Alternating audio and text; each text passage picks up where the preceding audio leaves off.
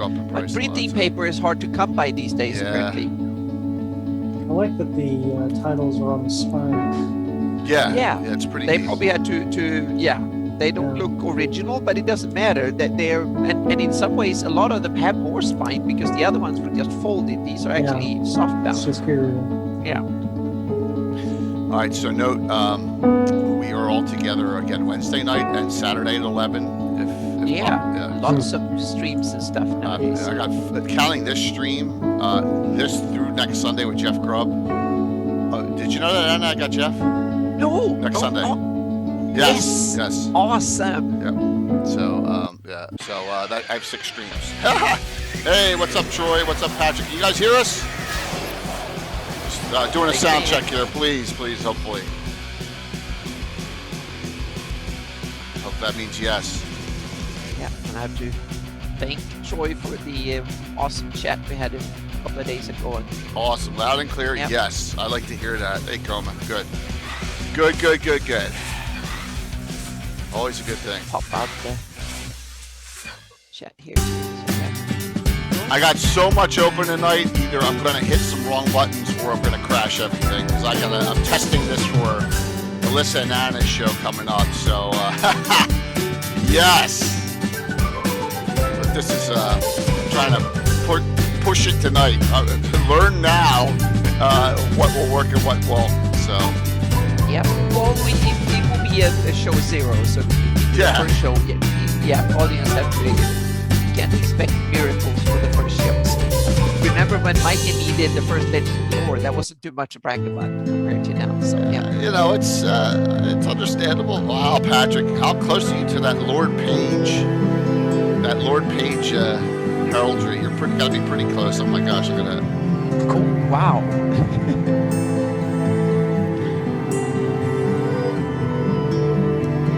35. All right, well, don't get that tonight. But speaking of that, Troll Lord Games is giveaway tonight. 5 giveaways from Troll Lord Games tonight. So, you know, pretty nice of our sponsor. Counting the Best of Dragon Volume 3, we'll have 6. So...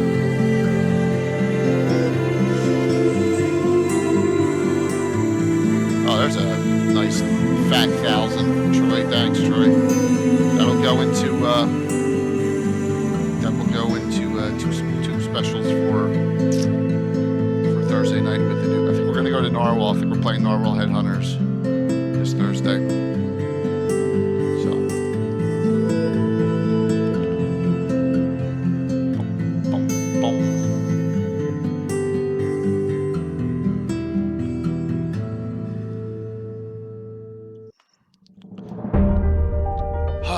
What's up, Lord Forth? Had one of those days where I went to the pool with my wife and son, and those are days that tire you out, even though you're really, you're out in the sun swimming. It's like, I'm okay, but it's just like one of those. Good to have those days once in a blue moon. It was a really nice weekend.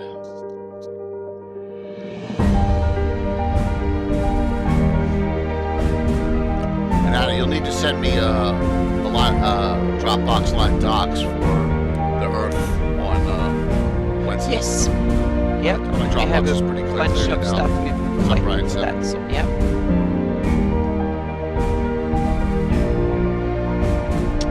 Big, starting with tonight, you got all these giveaways tonight, and Thursday nights are quarterly Venture Building Authority giveaways. So that's the upside. Say, look, I did it. I hit a wrong button. I hit. There's one. We'll count them tonight. So let me jump this forward where it was. There we go. I was trying to hit their shout out ad, and I hit their. It's a long shot. Yeah, we got a $75 and $25 gift certificate from Venture Building Authority on this Thursday. Hey, Chemist, what's up, man? I got your email. Thanks. And I sent you back. I'm trying to get that person. What's up, Chantel?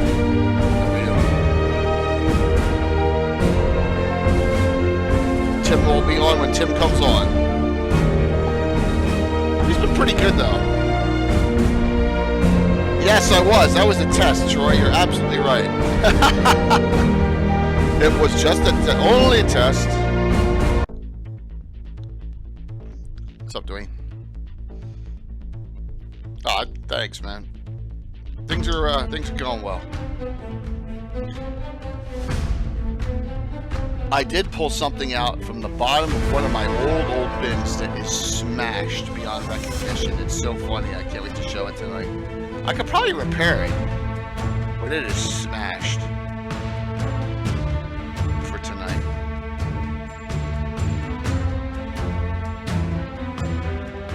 So right now, Bill and Master Crafter, as you go through this for Infinite Dimensions, is working on printing the river set out, so we can get some real detailed, smaller streams on our table. So that's coming. Whatever. Now that we have our Ender 5 is fixed, and we got an Ender 3 Pro as well. So now we got 2 3D printers. So we went from 0 to 2. So can't complain there.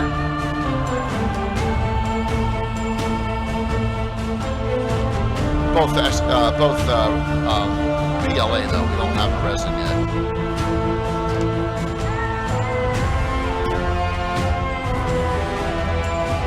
Whew.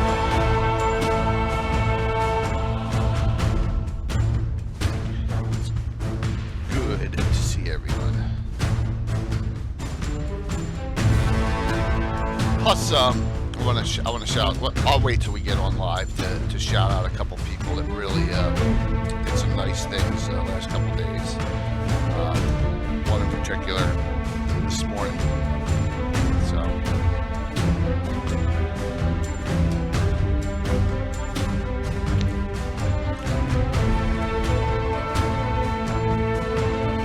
As you know, Anna, we and Mike blew by $5,000. Blew by it. Okay, last I saw was like 70, like 25 from. How many do you have now? Yeah, Thursday night. Thursday night with the okay. Reaper raid, we got raided 5 times Thursday night. Oh. It was crazy. It was nuts. I missed that one because I was gaming. So yeah, I guess that's the only. Tim's gonna log in and then step away for a minute or two. Oh yeah, you were gaming, but Reaper came in and it just snowballed from there. Oh, that is fantastic. Yeah, it was really good.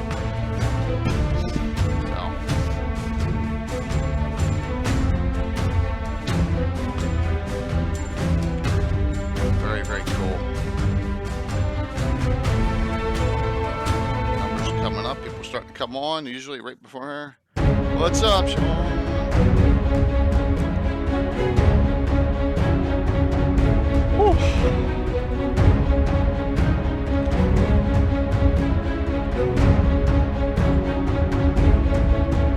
Uh-oh, there's a pick.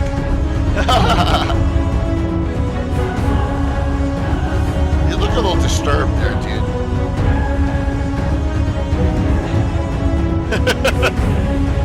Tim went to the Ren Fair this weekend. Jersey. That's right.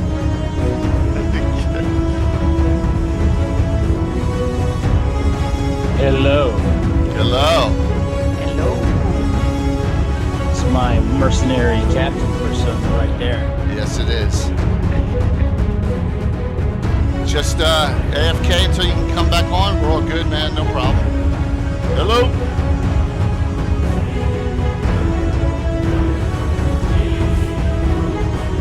Oh. Tonight, mass combat. Not just, 5-on-5 or even 10-on-10, but mass combat. Yes. How do you do it in D&D?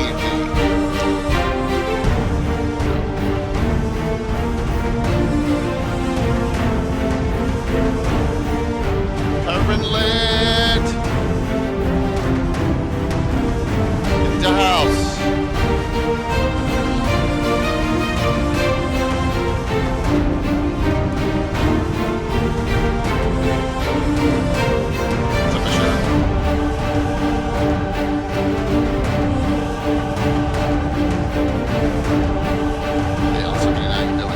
So, I'm testing a lot. So everyone, I've said it a couple times. I'm testing some stuff tonight. So in preparation for our Alyssa and fantasy mapping show. So if I crash, I did it. Just note that. So.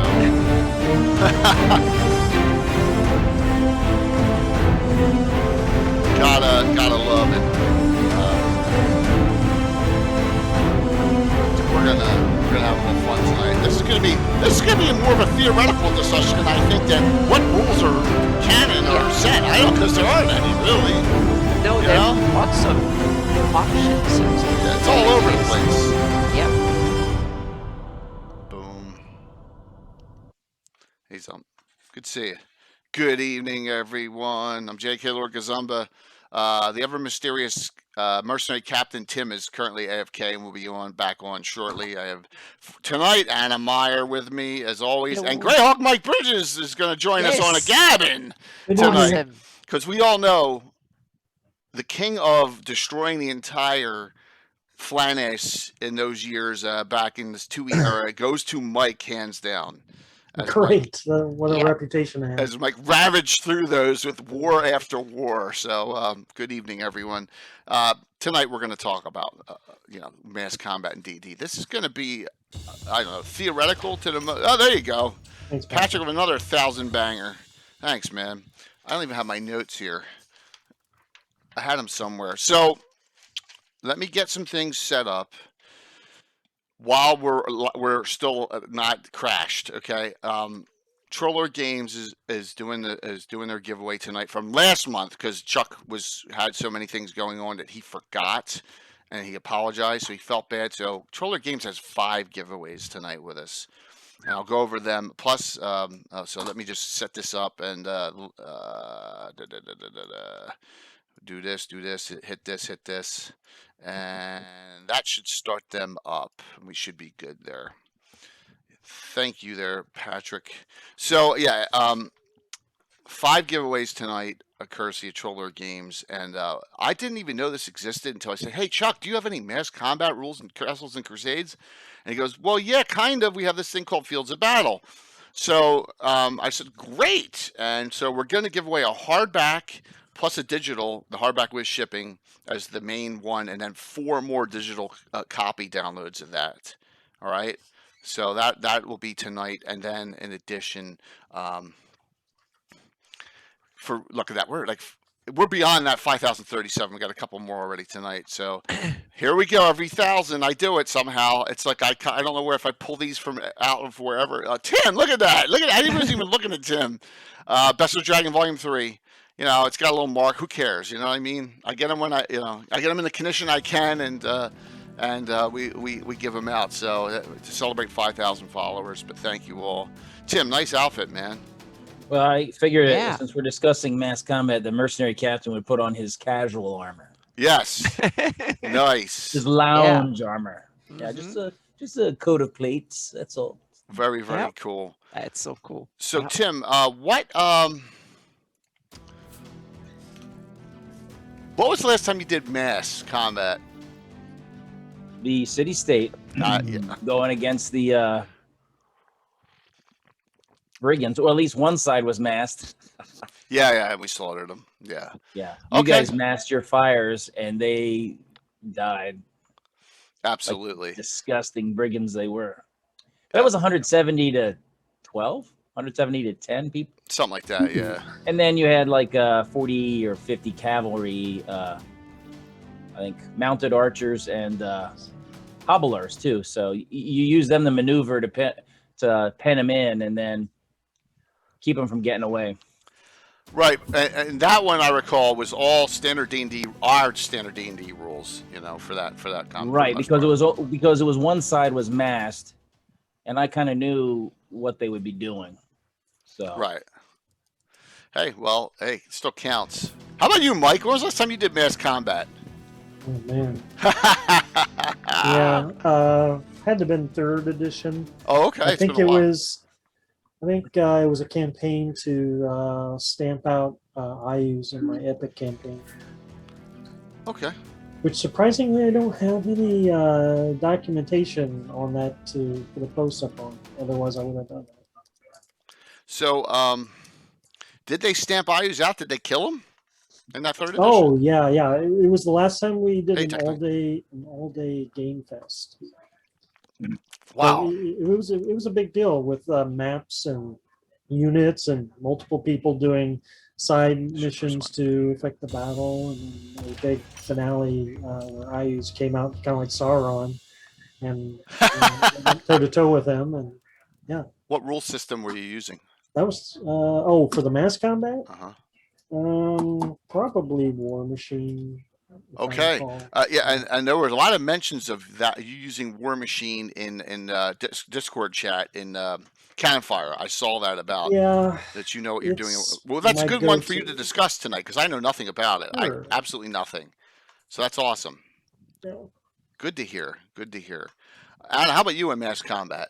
And the last time I did it was in my Rel Devin campaign. I think it was the second year of the Rel Devin campaign where they started to come up in level, and we used Pathfinder 1 rules back then, and it was set in the not too far from Rossi's. It was a fight between the North Kingdom and the United Kingdom of Alyssa forces, and the characters were playing a little part of being messenger and kind of have to go from one part of the battlefield to the other. So they were not really involved in the battle. It was more the things that happened around them, and they had to fight units and stuff. And there were even a dragon involved, and there were a whole bunch of other units. So there were hundreds and several thousand other troops around, so to speak. So, and the rule system I used was kind of my home put together, what I call surrounding battle rules. I can explain a little bit later how that works, so to speak. That is simply a bolted add-on to the normal rules if you want the characters to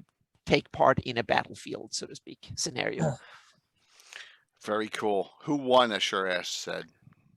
Sure. Oh, in my that was a draw. That battle, the last one we did was a draw. Yep, that was a draw. The North Kingdom had come to crush, but the United Kingdom of Alyssa was the Sevener was smarter than that, so to speak.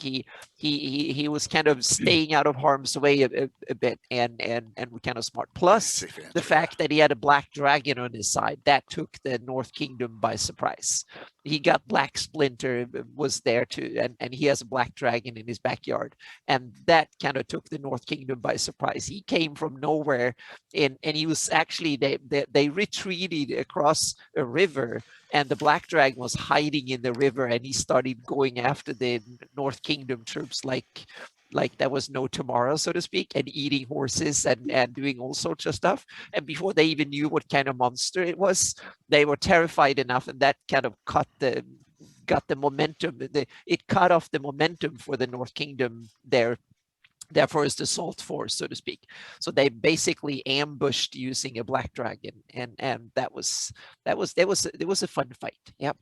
So Anna, did you have like real ramifications if they failed their messenger missions? Oh yeah, that they were part of relaying things from other parts. Yeah, because they didn't want to use magic because they could be intercepted and stuff like that. So they had to go and tell and also to help. Various other things, so to speak, and keep an eye on siege weapons and all sorts of stuff. So yeah, it's awesome. Cool. So here's my test, real quick. I have it. This is basically a pre-test for the Alyssa and Anna show. So I'm going to switch between this screen we have here with a scroller, and then go to this screen, and let's see, so that I can now.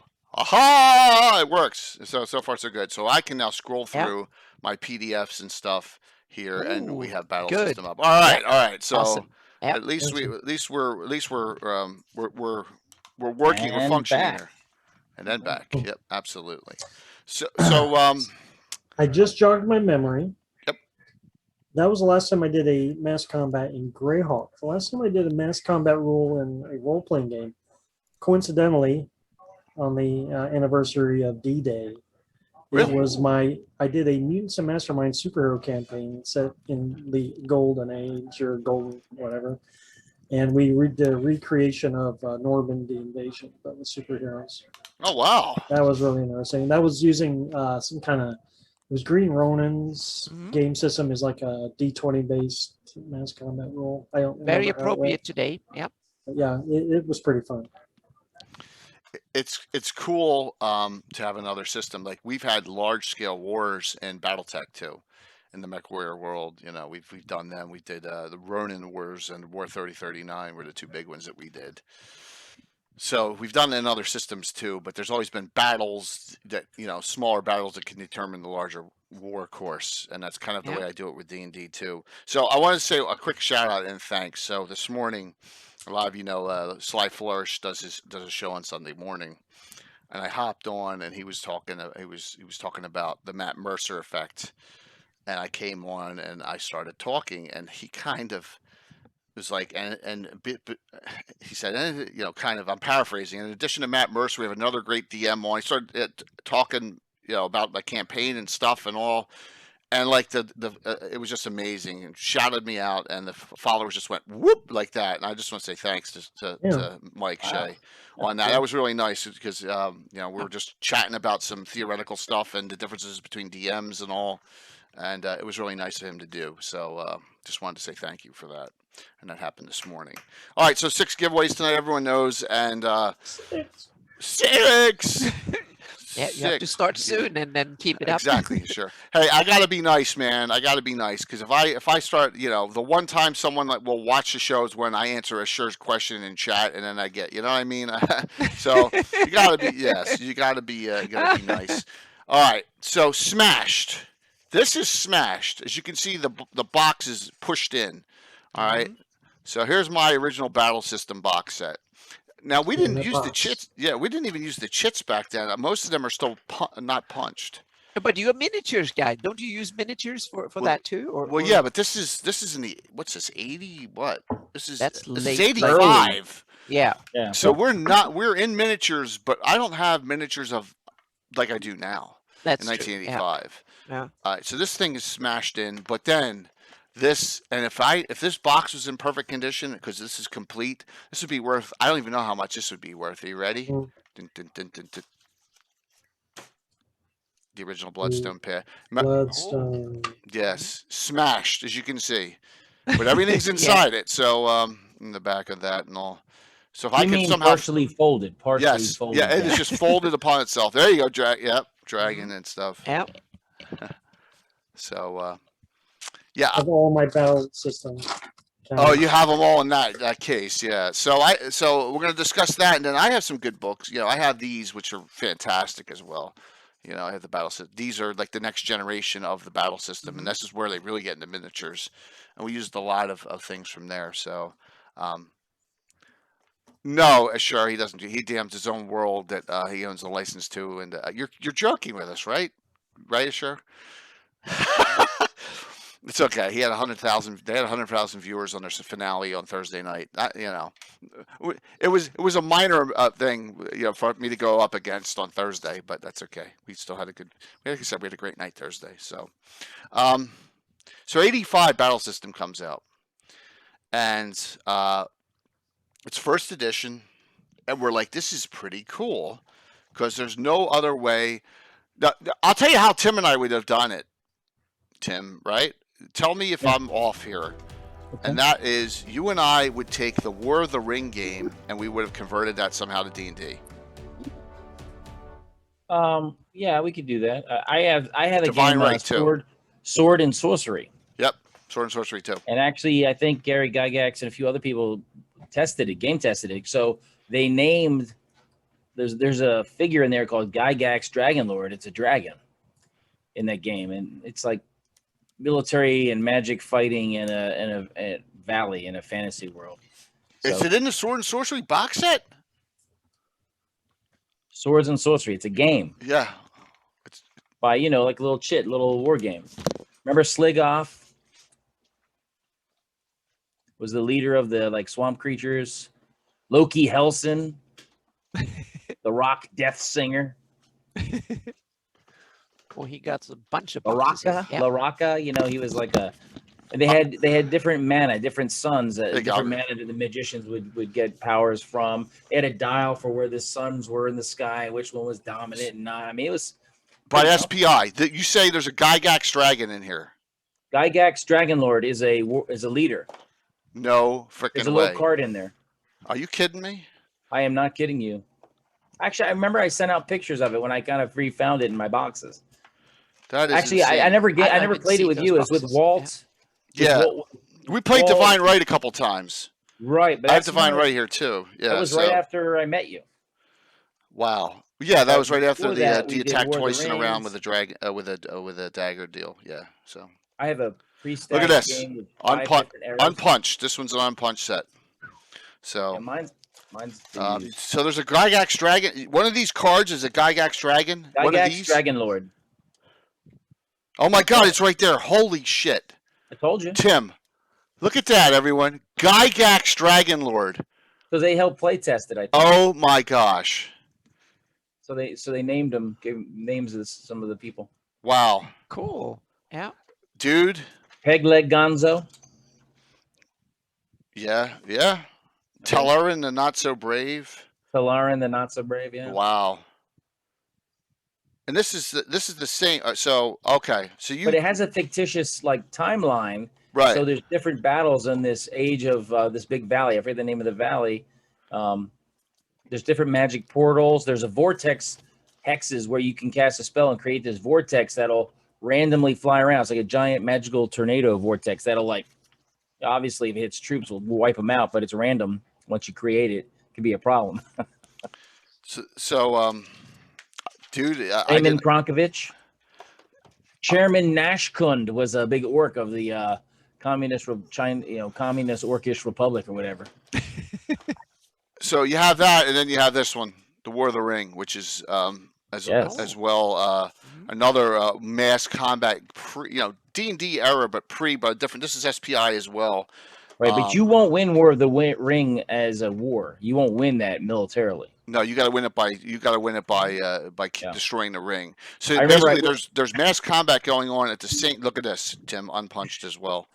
So yeah, I got an Wow, yeah, we set up that game once. It took us hours to set it up, yeah. and I remember really luckily ran into something and then ended up destroying the ring and ended up getting I think eagles flew the ring right to Mount Doom. Boom, done. It was Yeah. oh, I won. I'm never playing that game again. This is this has the RP aspect to it going on at the same time that you're trying to win militarily, but you can play 3-player. You can play Saruman too. You can play Sauron, Saruman, and you can play the Fellowship forces. So, yeah, and it's hard to get Rohan involved. Yeah, it is. It's It is. challenging. It's not like Gandalf. We're yeah, but it wasn't in the game. It's pretty hard. And then you have Divine Right. Now this one's not unpunched. I got so as you got another box set. Divine Right was a fun game. Yeah, Divine Right. Now there's an emulator for Divine Right. I know a lot of people play this online to this day, but that's another mass combat game, which is pretty neat. So, so you're saying you think that before battle system you would go with the sword and sorcery system for combat? I mean, any of those systems you can convert over pretty easily, I think. Okay. But the since magic is already kind of built into it, and the kind of magic that no regular magician is going to do hardly anything for you. Okay. Militarily, magicians can't hardly do anything that'll really affect the entire battle if it's a real serious. And I think, and here we go. Here's the first attempt at this without crashing everything and staying on it. And let's see what happens here. I actually have to go over to here and hit this. Boom. All right. In battle system, I think the number one problem with battle system is magic. Right? I think they really miss. If we go down to 14.0, I actually never played it. I thought you played it when we did Fortress Elendar, a mass combat scale game. I don't recall playing it. Okay, you may not have been there for that. Yeah, I don't think I was. Magic, and here's the spells, and you can't use them all. You just couldn't. So you have a fair number of, here we go, special ability creatures. That's 13. Yeah, so it really gets into a lot of the different system ways to, because they don't want you to go and they want you to play your D&D characters, and they want you to play, be able to play them in this mass combat. So this is what they're working on, but magic is so tough to do. Mike, how did you handle magic with your scenarios? Thank you, Crazy Cyber. Well, with battle system, yeah, it could definitely dominate a game. I think Warhammer Fantasy Battles does a better job at miniature scale combat, integrating their magic and all that. So I never really used the battle system rules as written all that much. It was a lot of bookkeeping, as I recall. A lot of, yeah, if you're trying to use your own characters, that got kind of interesting. War Machine was just always so much easier just to plug in and, it just spits out a number. You're a wizard, 50 points, whatever.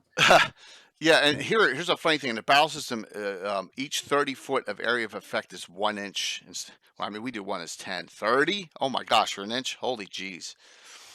Yeah. So, and yeah, the game scale they have different game scales, figure base sizes and things that go to that. So, magic.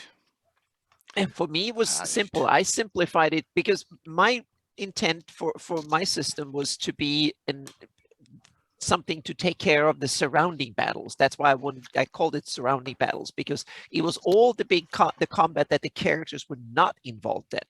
And I wanted that to be resolved very simple, very easy. So everything was just one unit fighting, one creature or one unit fighting another creature or another unit. So I just used challenge rating, period, for everything. Right. As an attack, I roll a d20 and you added challenge rating. And they each unit made an attack roll and it made a defense roll. And the difference between the two were the amount of challenge rating the other side suffered in the future, so to speak. So you also had your challenge rating as your hit points.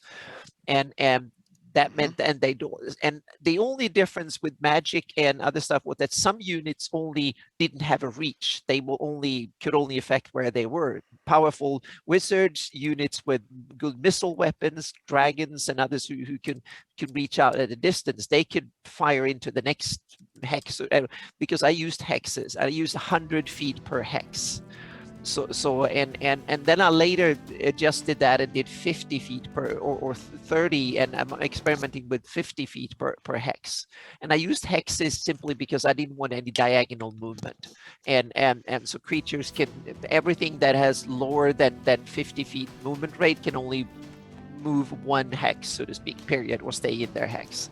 And the fast things like flying dragons and other stuff like that, they can move multiple hexes, so to speak. But I'm thinking about doing like 50 feet per hexes that are 50 feet. That's 10, because it's easy. It's 10 5-feet squares per. So that was the one that I think I settled for at the end, and now I will probably keep that and do a 5e version of it. And then I used challenge rating, and it was kind of cool because it was very quickly. And what I did was that I had a big mat with hexes on it that were fairly big hexes, and then I had little markers. I simply printed out the counters, the tokens, and laminated them, and then I just wrote the current value. They had the original value on them, and since they were thin, I could just stack them. I had mass of them, so to speak, with me, and then I just wrote with a dry erase marker on top of them and just ticked off. So that way it was the record keeping. It was done on the token itself, and the tokens were fairly big, and that way I could kind of keep doing it. But I see that computers is probably the way to go for this, because you can keep track of a lot of stuff, but they don't do my homemade system, so I have to figure out the solution for that. Lord Giggs just asked a question. All right, so how large were monsters and magic used by yourselves in large battle situations? So all right, I'm going to try this. Let's hope I don't crash things. All right, here we go again. So, well, first off, there is our mercenary captain, Lord Tim, the ever mysterious. I don't know what down there from his cool. Renaissance Fair pick. Hey, Amy, good to see you. So, you look very distinguished there. I don't know, dude. Gray beard, man. I don't know. Man, we're getting old. Yeah, I look very distinguished. Yes, very distinguished. But you leveled up. and I was wearing a very noble looking, wealthy man looking outfit. Yes. So did you try and get pickpocketed at all? No, I had people bowing to me though. Really? Yep. Oh yeah, yes, Cool. All right. So as they should. Lord Giggs, what a great name. Yeah. This is the first streamed time I did a mass combat. And this is adventure number 833, attack on Winchester's Bulwark. As you notice, I don't even have underlays yet at this point. I just have my. So this is like October of 2018. Well, it does make it easier to see what you're looking at, though. Yeah, that's true. Yeah. As you can see, we got the fire effects. We got all the miniature building authority up. You can see there's stone giants there. Let me see if I can get some close-ups here. Yeah, so there you go. And as you can see, large. You got knolls down here. Yeah. You know, you got the battering ram never even made it. There's an earth elemental that was summoned fighting.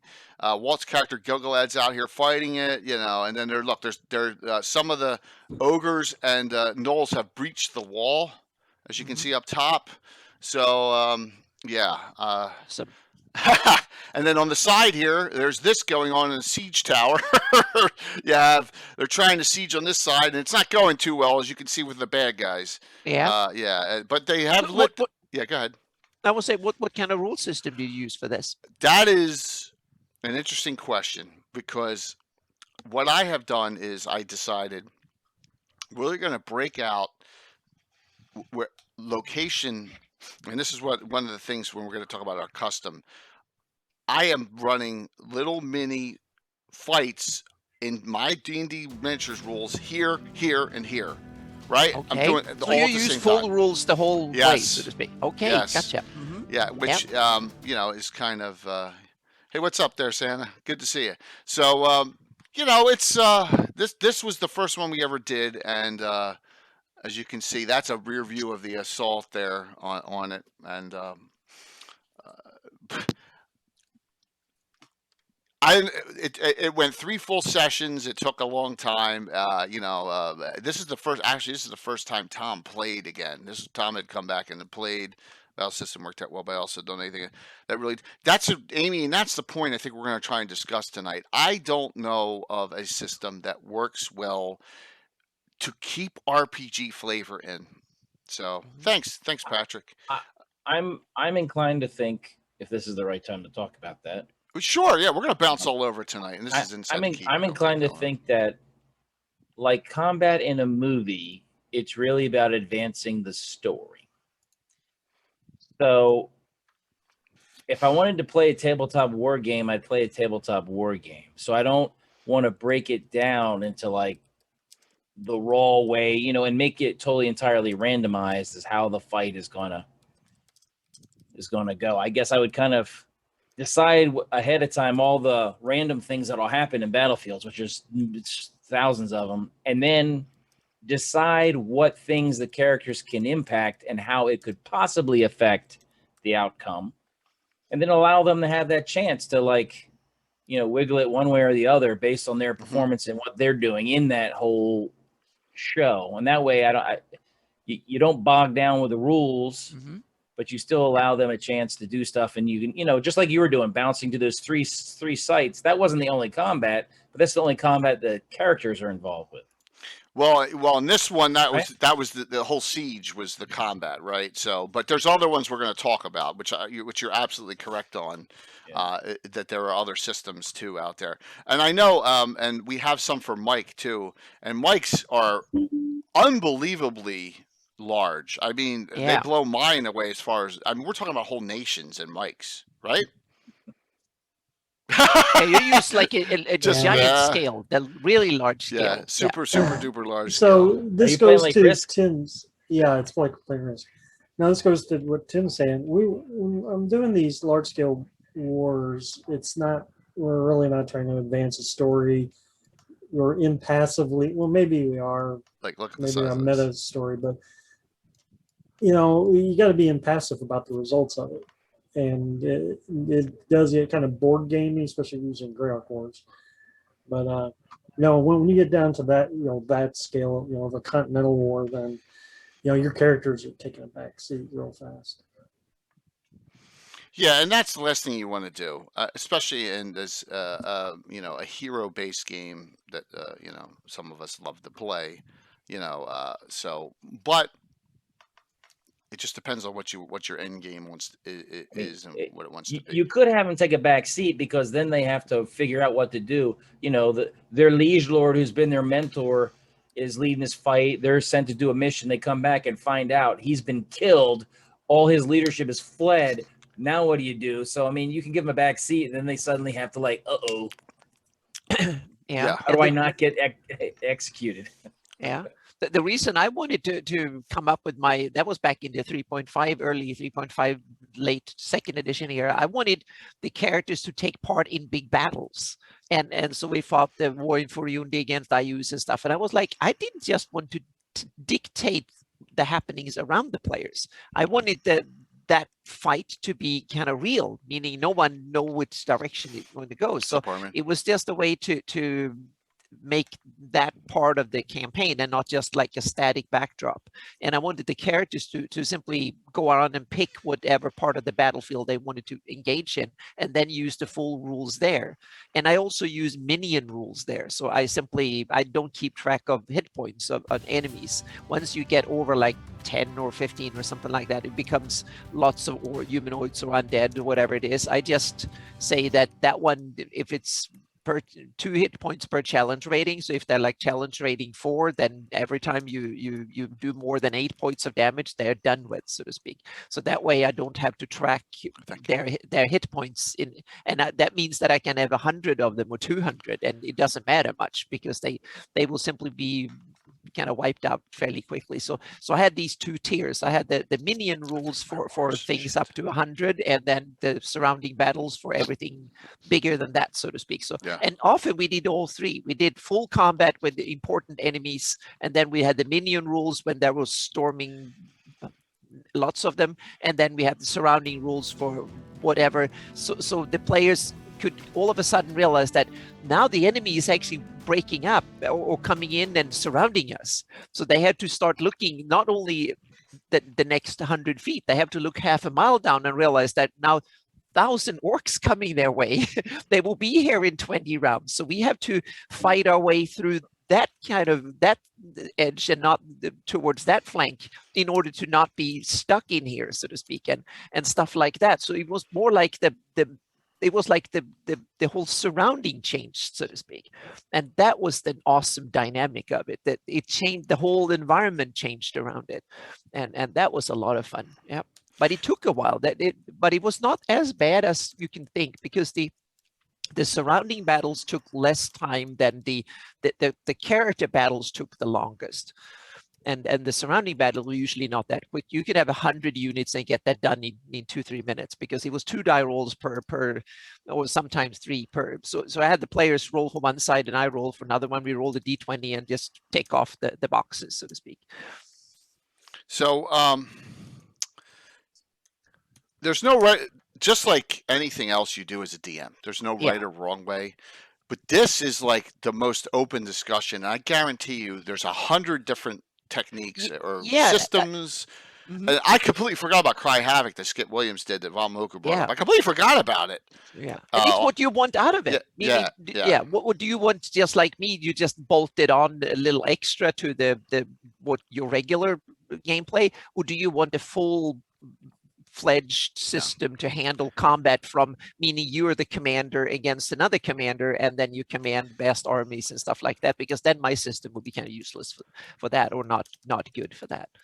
So a quick story.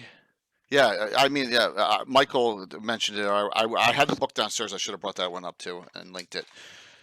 So the one big time we did this was Fortress Elendar Shieldlands campaign. So that's the eastern area of the Shieldlands. This is before From the Ashes has come out. So this is in that area of when did the Horn Society all of a sudden take the Shieldlands over, as opposed that's listed in the City Grail box set. We're like, when did this happen? And then you got to go back to the events in the eastern and southern Flannis. Those updates that they used to do to really get tidbits of it. So we're doing this, and Tim, I don't. I thought you were there. I wasn't there because I remember. I think you were telling me about Yeah. the archer and how the effectiveness of the archers were on the. Thank you, Wiley. Oh yeah, no, the halflings are sick. Halfling units in this is one of the things that drove me a little crazy. Hey, all right, maybe that's the way it was in the third and final book of Lord of the Rings when they were attacking their town, right? But the halflings, you couldn't detect them, and the missiles were disgusting, and they were just slaughtering things left and right. There was, barring a evil unit of cavalry accidentally come running across them, you could never even find them. And I was like, wow, this is crazy. So I had 20 halflings were destroying hundreds of units. And I was like, this is and it was there should be a range limitation because all they're using is short bows, which is very limited. Exactly. Yeah, You need to, Very limited. And then once they're shooting, it's not like you're invisible anymore because arrows make noise and they can see it. Oh yeah. And so. And you got to take into consideration that this was the first time they ever attempted this. Yeah. So Marco's character David Granovis had a group of Shieldland locals, basically peasants and stuff, and he charged another force, and the entire unit broke. So he's running there by himself, and this entire unit's running the other way. Now that was kind of funny during this battle system, but morale and all this other, If you can get them psyched up for one good charge, they'll have high morale. But then the results of that charge will determine their continuing morale. Yeah. Yes, David. 200 archers all shooting at the same time will hit, but not 20 halflings hidden in high grass, killing hundreds of orcs. Well, here's what I would say is they can't kill hundreds because they only have about 12 hours each. Yeah, but how many arrows are they carrying? Once again, that's not it. That's not a. You're talking about. I know. I'm talking about to battle. I'm talking system, about, right? And that's the problem. I'm talking about real, legitimate, significant issues with the battlefield. Yeah, if they are that right there is a number one. Yeah, fight determiner. You run out of ammo. It's a problem. Yeah. As Robert the Longshank said, arrows cost money. Send in the Irish. That's right. The dead cost nothing. So that was some of the but we had fun with it, and but after that I was like, gotta figure out a way to do this. So I didn't do another big one for a while, and I kind of did a synopsis of the From the Ashes. Now Mike took it to a whole new level, and so Mike, here we go. This is during the 2E era, everyone. So let's battle system. The miniatures rules comes out, and this is good because it was right up our alley because they have a lot. Geez, why am I? I got this up here for a reason, dummy. I'm talking to myself here. Look, miniature pictures. I'm like, wow, we can do this, which is kind of cool. So they have a lot. Facing and flanks and everything. So they've taken another step. This is a huge improvement over the first edition battle system. Showing standard base sizes and ranges and stuff. But the only problem is that where the hell do you get these figures? I left those sets downstairs too. I left my battle system full sets of minis downstairs too, all 3 boxes. See, I knew I forgot something. But Mike, I'm going to put some of yours up here. You just went nuts with which one is first? The Furiandi one or this? Which one did you do first? No. Let me see here. You got Schnei, you got your Pomars, you got your. I was thinking that would be the first one to show. No, I don't know. All right, I have this one. That's the first one I published. Okay. I think you'd be better off taking Rome Total War or Medieval Total War and building your own custom fight, outfitted like whatever, and then run it. So that post there has all my 2E battles kind of in a chronological order. Wow. Okay. So this is your IU's battles, right? This is the IU's starting to come over and take over, and what happened here. There's a lot of different stuff going on. Yeah, like the one you have on there right now. Yeah. That's the Bandit War. That's the Bandit War. Okay. Yeah, or the Bandit Kingdoms and some other. Which one do you want me to put up first to discuss? Oh well, if we're going to discuss them. Yeah, which one would you like? We got a bunch. I guess they don't really matter. What's that? I said, I guess it doesn't really matter All right, trying let's- to explain them chronologically. All right. So if you got Furiundi here, and you got the Right. raising line, and you got Yeah. so That's all based on Sergeant era okay. information. Battle lines, right out of Eyes the Evil and the Marklands. Yep. Troops, strengths are mentioned in the books. All I had to do was lay it out on a map. There's also the maps. That's a traced map, I believe.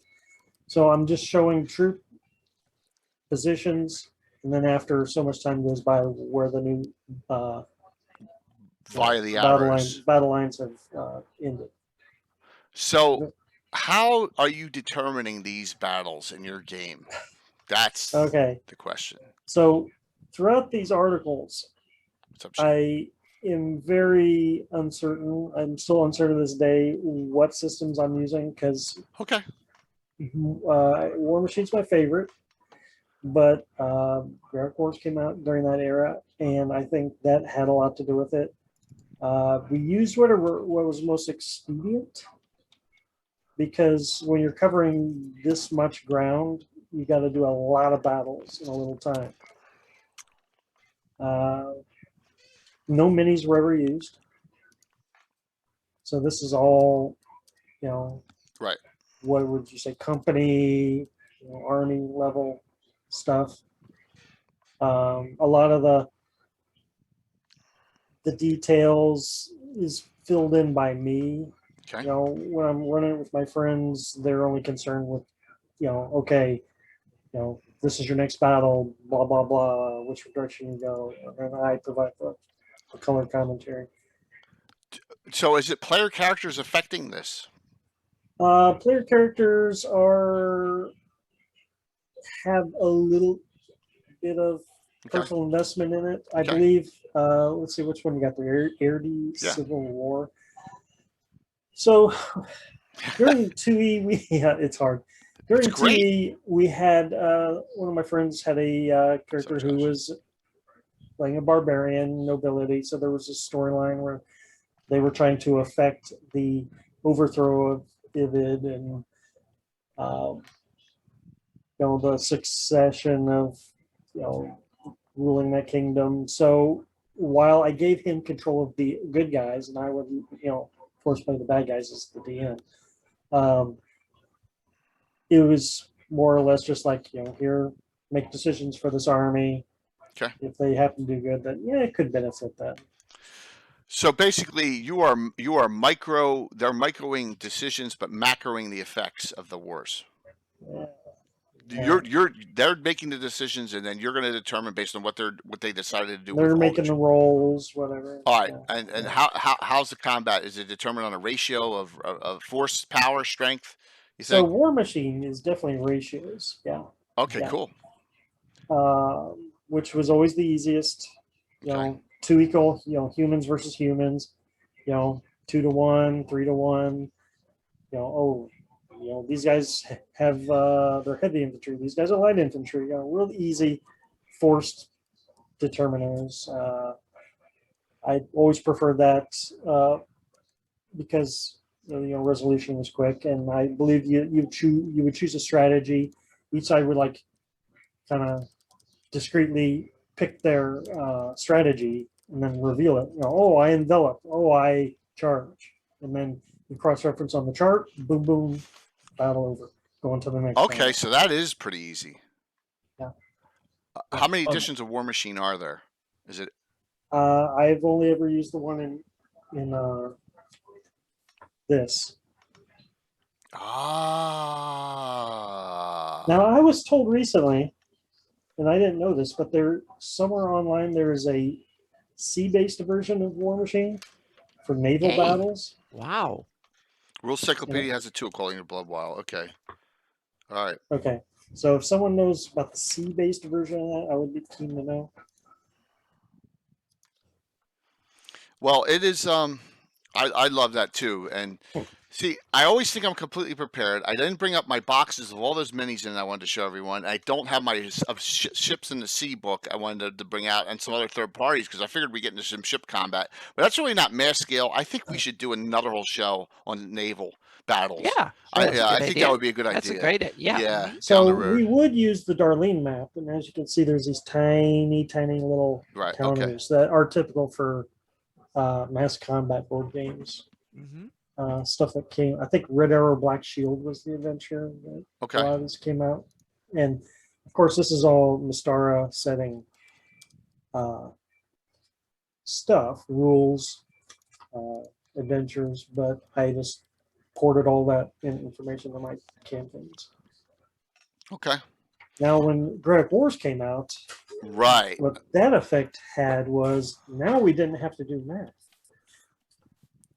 Now you just had cards and it said, oh, Ayuz has this many armies and Furiani has this many armies. And so the battles got bloodier and bigger and quicker. And that's how I ran through so many wars, I Yeah. believe. So the Wars game itself, as this is like a breach between 1E and 2E, if I recall, right? This is right in that era in between. Another box I forgot to bring. Well, it's still shrink I wrapped. think I have that one. Yeah. Mike, I know you like pulling out details out of this that aren't found anywhere else, which is really cool. But Gaz, Tier 4 Kingdoms. All right, that's cool, man. Good to know, Blood. I was not I did not know that. I see Arctic. Yeah, mass nautical combat. We got to do naval battles in another show. I think beyond this Yep. because there's a whole nother world out there, and I want to see what everyone does. Plus, we got these 30-inch long ships coming from Reaper any day Yeah. now. You know, plus all the other stuff we have. I mean, mine are only like this. Mine are only 12 inches long. Oh my God, listen to me. That didn't sound right. So, what was your Mike? What was your impressions of Wars? Did you like it? Back then, I was playing so much and was young and I didn't care. And I liked counters, so I had more Okay. counters. In hindsight, it's awful. Yeah. It's Yeah. it's easily gamed. I probably would have had a more variety in Okay. the outcomes of my wars if it wasn't for the simplicity of Garrick Wars. Right. Yeah, I would not recommend it for actual campaign outcomes. For fun, board gaming. Right, just for fun and not to affect your entire campaign. Right. Yeah. It's Doom Grinder level, changing the campaign. Oh, that was great. You made me spit my coffee. Ooh, up. right. That was perfect timing. Oh, that Yeah. was a classic. So, Anna, in this era, we're talking. This is 80s, 90s. Yeah.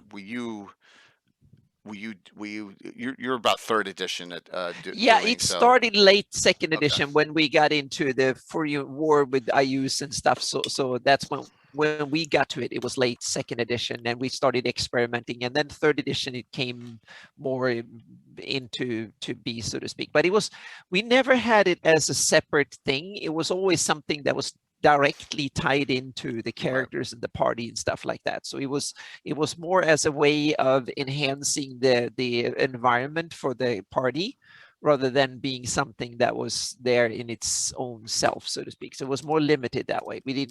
There were no leaders. We had morale rolls though, but they were basic, fairly rudimentary, so to speak, meaning if you lost a lot, then it was like a saving throw a unit had to make each time it took damage to see if it kind of, and then some of them had better than others and stuff. So it's to some little degree there were leadership involved, but not much. And so, but it was a lot of fun. Yeah, I can recommend to, but you have to, each DM and group has to figure out what level of immersion you want and how much you want to bog it There's down. wrong button number 2 tonight. You're trying to switch over to 1. There you go. Yeah. Okay. But it is kind of, it's a very interesting addition to gameplay, I think. So Okay. Yeah. So Tim, question from Big Mac about have you ever looked? And I know you're doing Night Below stuff or prepping it, right? Have you Yeah. ever looked at using the social collapse point system from Night Below for large scale conflicts? No. Okay, explain. Well, I haven't if you haven't gone into it in done depth, major like nation versus nation war stuff in gaming. The most we've done is, private war. Like one landed noble against another one, trying to see if they can knock them off and take their territory. We did that. Yep. And so it's pretty much storyline driven, sort of, with decisions being made on how when you choose to fight or not fight, how you array yourself, and decisions you make on how you put your forces out are a bigger factor, because it's small. It's not small scale, but it's not nation scale. It's more operational and maybe tactical, mostly, not strategic. Okay, fair enough answer. I think. I mean, the number one factor is leadership in warfare. The number one is leadership, because you can have the mostest, but if everyone runs away because they have nothing to fight for and they hate everyone they work for, they're not going to fight well. They're going to, Yep. So leadership and then and logistics. Good. It's good points. And so after I did that big Shieldlands Fortress Elendar mega battles, I decided I don't want to do it this way. I just don't. Number one, I thought the spells were getting lost, and what spells they used were so overpowering that I'd rather, if they're going to be overpowering, I want to do it within the rules, within the standard D&D rules. So that's when I had to figure out, what the heck am I going to do? Yeah. And so and here we go. We're gonna flip back again. Jay's flipping back and forth. Leadership's important, especially in battle system. Leadership's huge for morale radius. A huge stat. It's like a stat unto itself. So chainmail comes down. Chris Pramus talked about this a lot. That he's back and forth all over the place. Is it Greyhawk? Is it not Greyhawk? They're more worried about getting the miniature sales than they are getting the rules, and the setting and the storylines done. So I didn't even touch chainmail either. Did any of us here have I've it? never I set didn't. eyes on it. Okay. No, me neither. I set eyes on Maddie, it, but I thank never you. used it. And Oh, that's about it. Yeah. Okay. So same here. Same here. I looked at the book, but I never bought it. So we had it in the store. Okay. back in the day. So Yeah. we have this, and I've browsed through it, and you got the whole team, here. Bruce Cordell's part of the team, so you got some big names working on this. With Chris Pramus running it all, and it seems to take a lot of the feel from battle system, but they're trying to really make it so that it is very similar to Warhammer, right? Okay. Yeah. With all the sorts of warband sizes and things, and I can Warhammer- understand completely why they would do that. So Warhammer, it's kind of like an attrition. It's an Yeah. attrition rule set, right? yeah, You have 20 guys, they fight. All right, you take 3 hit points, you just take 3 of the figures off. yeah, Yeah. And they just attrit the units down. So everything is just, I think, that way.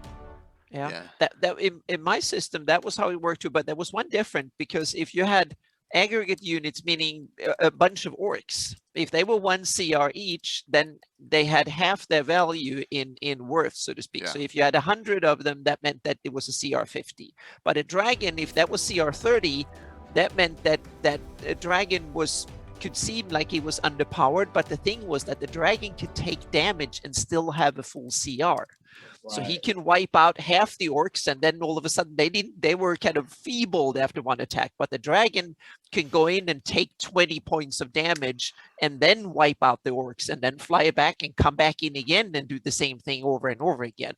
Right. And that meant that the first battle, meaning that the dragon took a lot of damage, but he came back and wiped out 5 of these 500 orcs if need be, so to speak. So that kind of evened out that way. And it worked surprisingly well, that simple mathematics. Yeah. Yeah, and I think that's a way of doing it. And then once again, your base mass troops are fine, as far as dealing them and getting rid of them quickly, because how long do you want these fights to take? we took, it's like these board games that Tim was talking about, War of the Ring especially. To set Yeah. that up itself takes hours. Yeah, To play exactly. it takes Yeah, days. exactly. you I wanted know? something that could just work on the Yeah. same pace as the role playing part did. Well, and then in the fights, culturally, is it acceptable to use magic in mass on the battlefield? And some nobles will be like, no, we don't do that. That's not, that's inappropriate. Yeah. That's how it was for you until your enemy violated the rule and you said, we've got like 5 spellcasters. That was the dumbest thing you could have done. Exactly. Yeah. Exactly. And that'll get into another topic I'll talk about at the very end Yeah. about Yeah, but Tim, grain I think melee. you.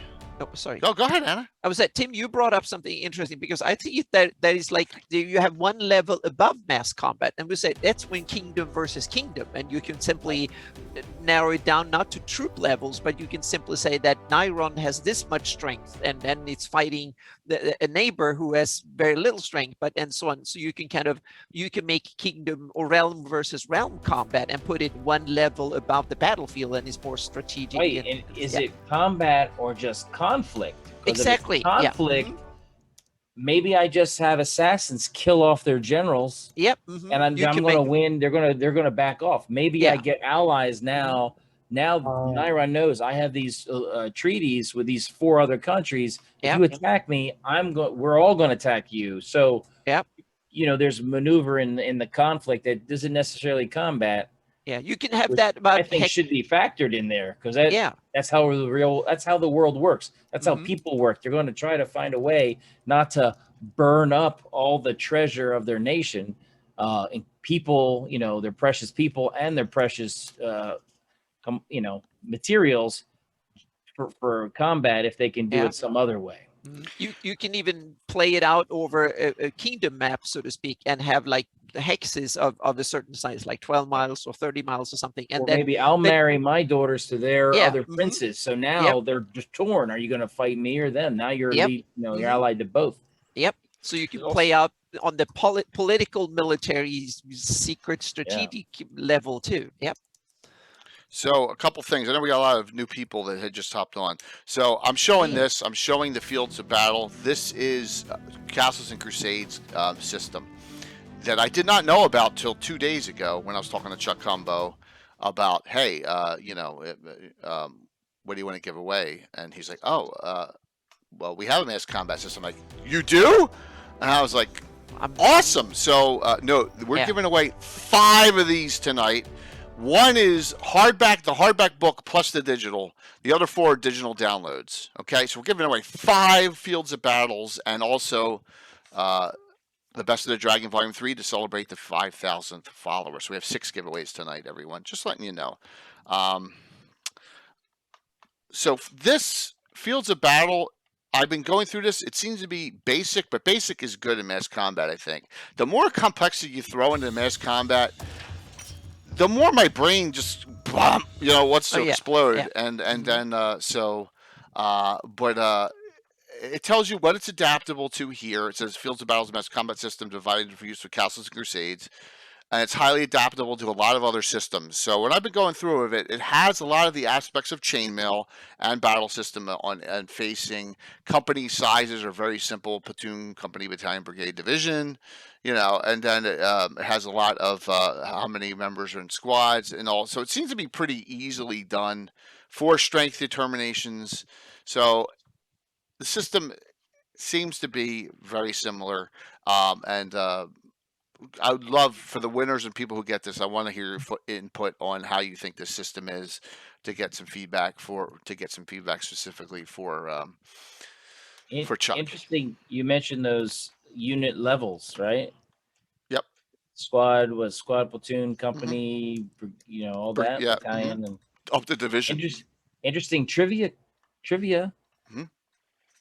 The way people march, they march by squad or by platoon, by company, by military.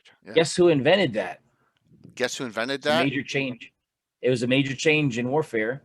I'm going to say it was someone in history. It was Charlemagne. Yeah. I have no idea. History. Who? Charlemagne. I have no idea.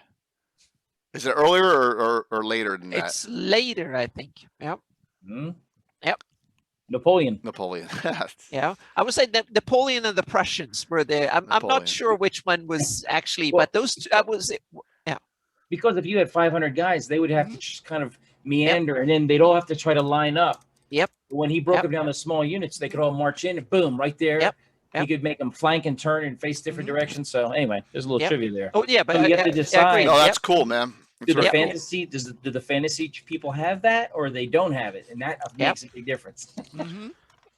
So then you have your miniatures rules, but then they for some reason forgot that what D&D was all about, and they decided to bring out this skirmishes book for miniatures. And I'm thinking to myself, why not just use your small scale, go back to your regular D&D, right? So you got your and you can see here, this is everything that we do, right? And I'm thinking to myself, why do this? Well, I guess it lets you can have your players play a fight that they're not necessarily in, their characters aren't in, but they could run. Right? Yeah. I guess they could play it, but you could Mhm. still do that with the regular rules. Yeah, Mhm. and I think that's the point I was trying to get to on this, Tim, was, I mean, look, they got all sorts of special, like, there's golems in here, and there's just, like, a lot more, like, minotaurs and all stuff that you're not going to have 100 of. I'm thinking to myself, it's just D&D, but in a battle system, and that was, it's a cool book, but, and it's very well done, very nice pictures and all, but why not just into buying it? set up why not set up a miniatures system for playing D&D, and that's how our game evolved is the point. Yes, is a point I'm trying to make. And Armin asked me a question, so they're trying to copy. Yeah, Chainmail's trying to copy Warhammer 100%. And Chris Pramus a couple weeks ago when he was on stated that was they just wanted it was a cash grab, right, for miniatures. And that they threw him all over the place. You like skirmishes cover and use the minis in the page layout. Santa, I agree 100%. It's great for that, but I think it's redundant when it comes to there you go. Yeah. Oh, cool. Yeah. Yep. I think these are like special troops that get added into your battle system minis, which is cool. But I want to go back and I'm like, why? I don't need to do this now. I'm thinking to myself, this is redundant. Let's just expand what we do for the miniature system in my D&D game and then run it that way. Asmo. What's that, Mike? Asmo says we get a lot of use out of mass combat rules and companion rules. From BCMI, yep. Oh boy. Yep. Yeah. All right, so Armin asked another question here, and let's hit back. I'm bouncing back and forth a lot. So, large scale battles. So after Winchester's Bulwark was attacked, I started a whole new group of first level characters here.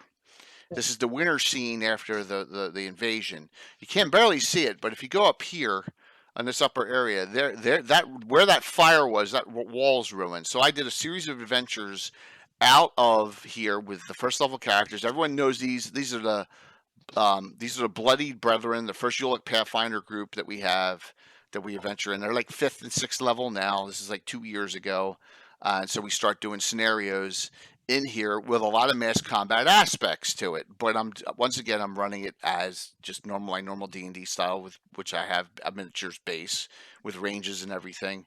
And this is actually the one scenario where they're trying to defend the individuals repairing the wall. So, and we have, and as you can see, the casualties get bigger and bigger as the fight goes on around it. But we're using standard rules here. We're using my standard rules. That's usually the way it is, though.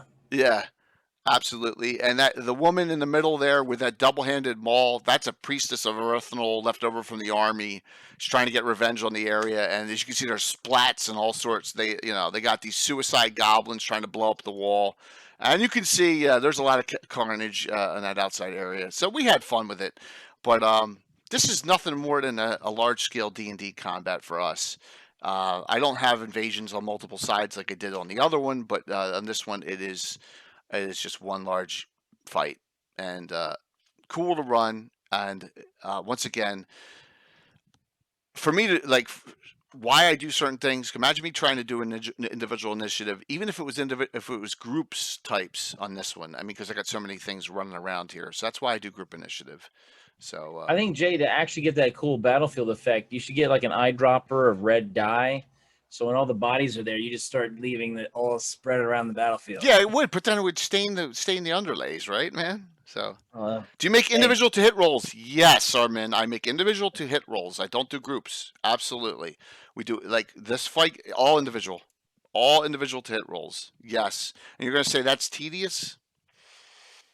That's part of the game, right? I mean, I'd rather do it that way with this setup than do it where I'm doing one roll and all of a sudden three figures drop, because it's not fair to player characters. Player characters are heroic, right? You got it, and that's where if you start doing mass combat and you start that was the number one thing of this War of the Ring fight. You could actually in an army have a hero, and there's a little sub bar, and it says heroes killed, and there's nothing you can do about it if you're in the army. And I was like, holy jeez. Yeah. And what if your character's in that first wave over the trench wall, World War One? Yeah, but there are no bullets flying around in D&D. I know, but I'm just saying, what if your character, you don't want to just resolve in one roll. Oh, absolutely, Matt. It's all the time. All the time we have that. So, Anna, Mike, Tim, who wants to take that on? A combat that you did that explicitly changed what went on in the course of your gameplay. I was I'm sure of it. Yeah, go on. No, I'm just saying I'm sure that happened a lot with my campaigns. Like combat that we ran or were in. Let's see. Has anyone ever did the battle and let the outcome of the battle explicitly affect your D&D game? So I guess he's talking about campaign ramifications. Yeah. I use wins at the Battle of Grabford, and he now owns it. Yeah, all the time, hundreds of times. I did one that was local. It was a private war between two noble estates, and Jay and my other player characters won, and so now they have a new castle. This castle? This castle. They have this castle. That's in Tim City State of the Invincible Overlord campaign. Yeah. It's outside of Greyhawk, which is still fun. So yeah, the answer is yes. You have to if you're going to play, and it has to mean something. And the next one I'll show for my large scale, especially multiple battles would affect an outcome. But I'm assuming that Mike and Anna have done it as well and Mike especially in his 2-week wars area. And Anna said Anna had a fight going on with Alyssa and the North Kingdom, right? Yeah, and one of the examples was a mission that the characters was to relay the beforehand which direction the enemy was going, which road it was going, so a force that was behind could stake out the right road and prepare an ambush, and they needed to know which road to march to, so to speak. So the characters have to see which road the enemy took and then scurry like crazy back and tell that, like, oh, you need to go here and be at that road and do the ambush there, so to speak. And otherwise they will simply pick one of the roads and hope for the best, so to speak. And the characters then had to disengage from the fight they had, kind of stay stealthy through the countryside and make sure that whoever they encountered, that they could kill them before they could, and so on and so forth. And they succeeded, and that meant that the Alyssian force were able to do a proper kind of ambush of the North Kingdom forces, and the characters were part of that ambush and helped it get better, so to speak, because they knew what they were up against too. So they were kind of scouting twice, so to speak, for the same unit. Good old. Now, I know there were 4 battles that were massed battles that Jay ran, and I was in. I played in them. One was the very first one. Battle of Outpost number 1. First time I DM for you. Mm-hmm. These may not be totally realistic, but they sure were lots of fun. Yes. So that one was the party versus, I don't know, 5,000 humanoids. Not that many. I think it was. I think it was like 1,500, and you had. It was a lot of them. It was 1,500 humanoids that came out of the Sis Forest at. Wait a minute. So let me see if I have a map. I can find it on the map. I just want to say I had a high level magic user, which was that was awesome. I don't they think I had have it siege here. towers they were No. moving. I cast diminution on the siege Nope, towers not and here. shrunk them, and everybody was, all the people inside were squeezing out the windows and stuff like toothpaste because Yeah, we had. I didn't shrink them. I shrunk the tower. 50 pikemen, and a couple of super high level player characters against a force where there was no real bad guys on the other side to offset them. Right, super high level bad guys. So I was like, this is Monty Hall days, guys. I was like 13, 14 years old at the time, right? Maybe 15 at the time. It was the elite versus the regular. They were just regulars coming to do a quick raid and ran into us. So Rich, you did mass combat rules too. So speaking of mass combat rules, I tried to find, and if I'm incorrect, please someone correct me. I am fine with being corrected. The two that I found that had specific battle system scenarios in them is, of course, it's Bloodstone Pass, or I call it Bloodstone Crushed, right? And Patriots of Ulick, the Battle of Prinsfield. Ah. All right. So if you go in here, at the back of it, you actually have your battle system rules statistics here for the Battle of Prinsfield in it. And we did not do it in battle system. I did it in my style of using D&D, D&D miniatures and rules to do that. But they're the two I found. Am I missing another one? Castles. That's it. Castles too, Bloodwall. Yep. So that's a good one too. Yeah. If I could speak to Sure. real quick, player characters involved in mass combat. So I went back and looked at the War Machine rules here, and there's a section here on character actions, stuff like reconnaissance, and things like that, which then would provide bonuses to the roll.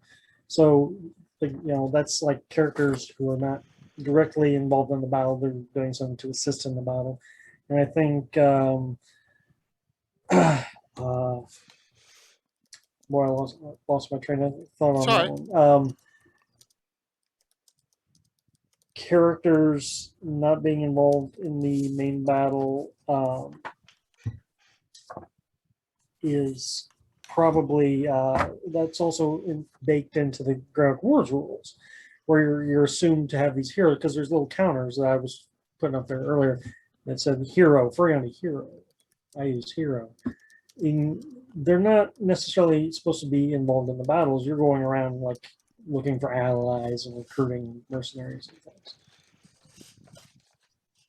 So that's all I had to throw out. It's cool. Yeah. Keep 'em busy. So the Battle of Qualanost is right in this, right? Fantasy Combat Supplement. So that's Dragonlance, right? It says battle takes place during time of a period covered in DL2 Dragons of Flame. So, and then they have the roster sheet and heroes, Battle of Merrill's Crossing. I'm not sure if that says specifically where that is from. General Garrick. I wonder if that's Dragonlance as well. If that's Greyhawk and it's not, I'm going to look pretty silly. So, Battle of Laren, but I think it's all Dragonlance. But so, hey, it's they're trying at this era. They're trying to figure it out, and I figured I don't need it. I don't need it. It's just if someone could tell me, figure out a way. There's too many spells. I get too many spells in my campaign. So Fireball is one thing, but if someone's going to cast Alpha's Sheet Lightning, Tim, right? And then I got to convert all these spells because we got 4,000 spells in our game. It's just not going to work. It doesn't make sense. Or you could just put them in categories of spells. Yeah, mass damage.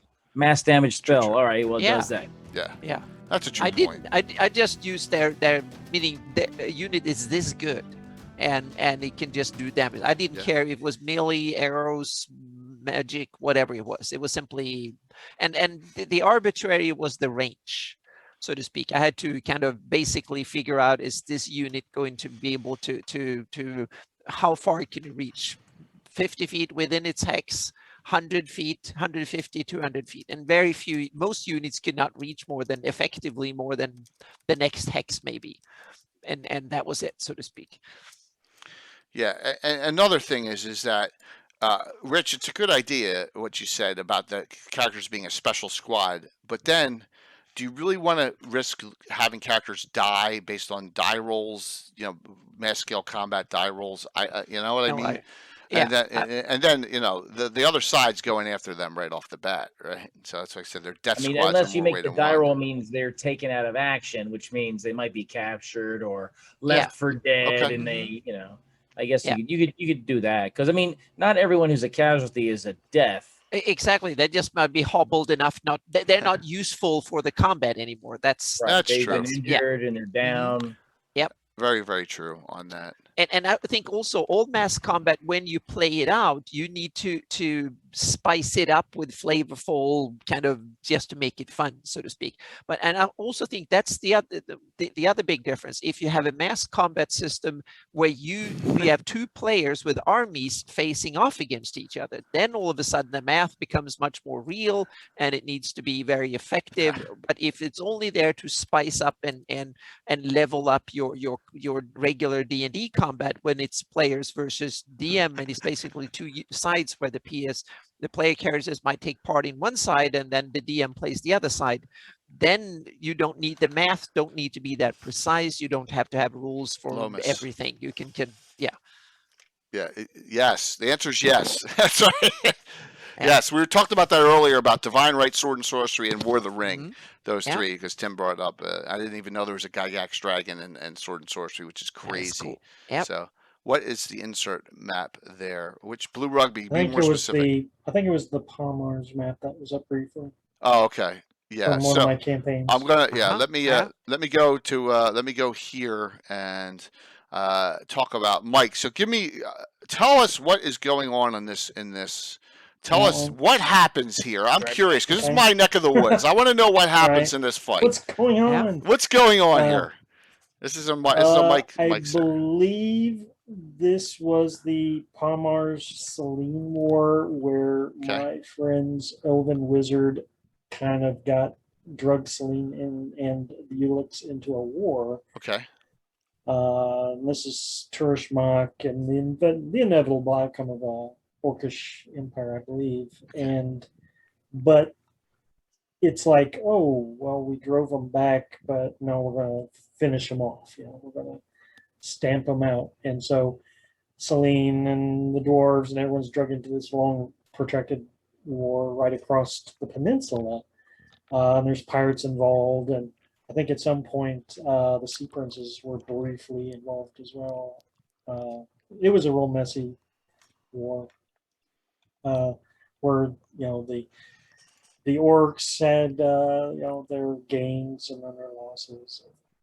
As you can see, there's a lot of on the blog. It explains it better, but as you can see, there's a lot of points of interest. Mike, please feel free to link the blogs that you want that refer to these, and anytime, because I know there's a lot of description on these there as well. So that's good. And I'm trying to get up a map here. Eastern Principality.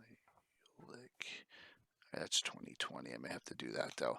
So because everyone has done mass damage. So super mass fighting, because it's fun, right? It's a blast. It gives you some fun things to discuss and do, and always I enjoyed it going back that when before I met Tim.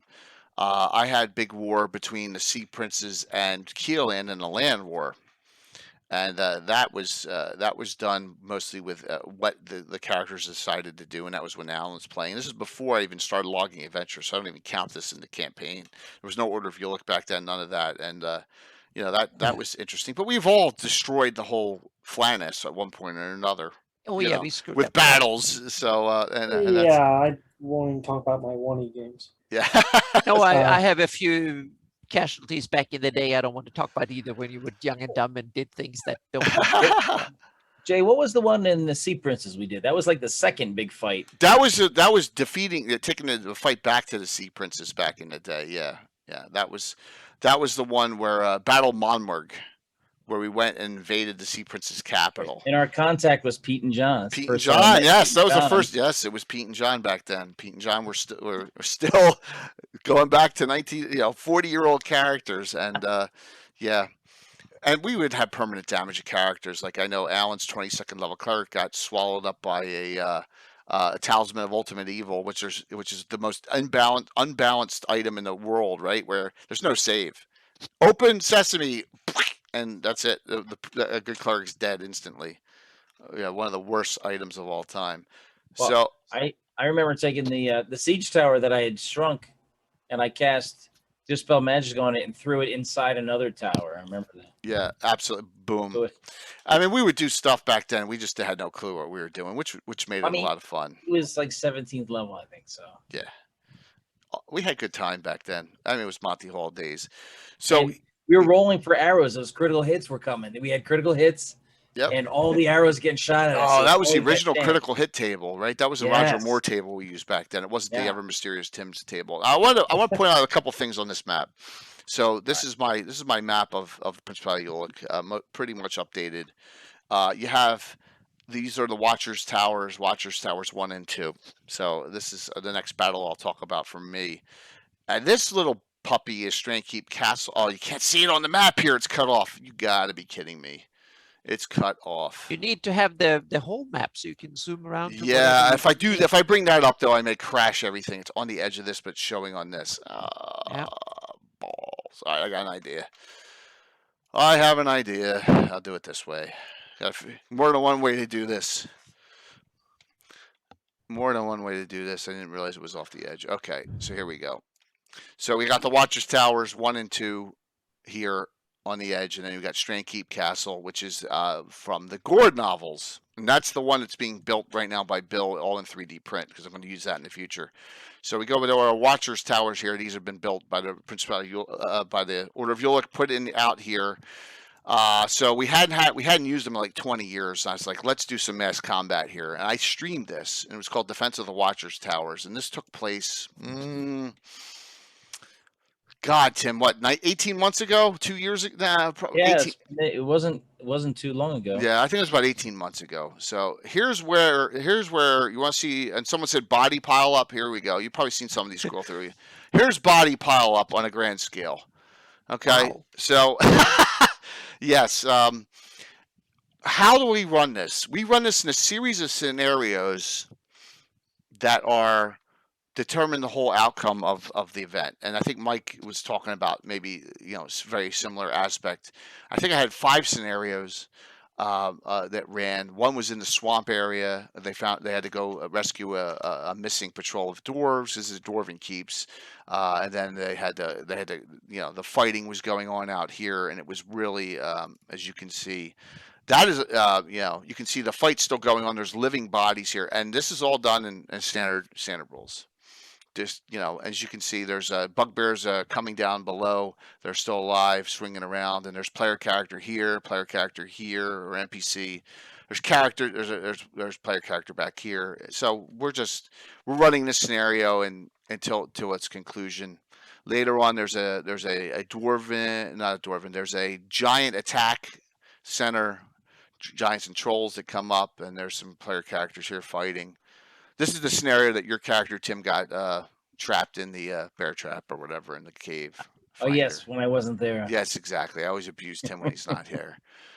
So as you can see, just each scenario is going to affect the greater course of the game. And that's just the way I do things on mass combat. I'm not a fan of using any of the mass combat systems at this point in my game. Now, whether that's, whether you want to do it the right, or, do it a different way, hey, that's great. If War Machine works really well, I've never even read it, so maybe that would be a way for me to do it in the future. You think so, Mike?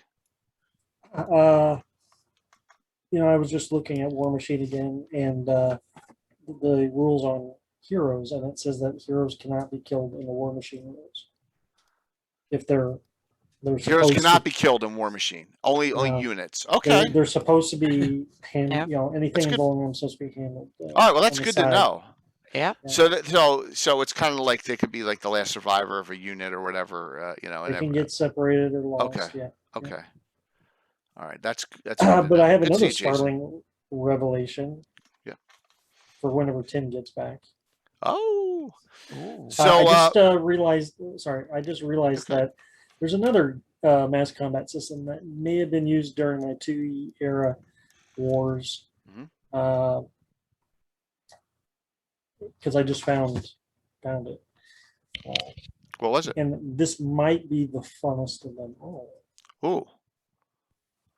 I'm gonna wait till Tim gets back. Okay. See if he's Yeah, heard of I it. get, and there are other third-party legendary games have them. I think I have 2 or 3 other third-party 3.5 Pathfinder, and I think there are a bunch of 5e2 followers and strongholds. I'm not sure if that has it, but legendary games have kingdom rules for 5e that have mass combat meaning. So this is something that a lot of publishers have dabbled in, both first-party and third-party, so to speak.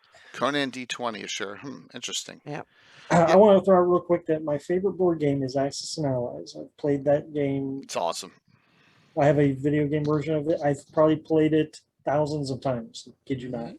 It's like burnt in my brain. They're somewhere out there online. I don't know if there still is, but I used to play this 20 years ago. Someone made a computer version of Greyhawk Wars that uses the Axis and Allies system. Really? Yes, I've seen that. Yep. It's called AAA. Yeah, it's an engine where you AAA. can make board Yeah. games online. I forgot what it is. Yeah, they It's invited me. brilliant Some people, maps. yeah. It has- Because they wanted me to do a Mhm. map for it, so they wanted me to test. Oh, So I played. that would have been beautiful. Yeah, I played a little scenario with it, and it's super cool. That was so many bells and whistles, and I didn't get into half of them. So AAA was I a lot of fun.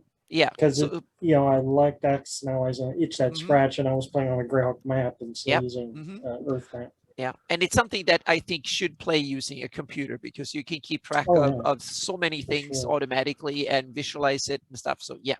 So Of course.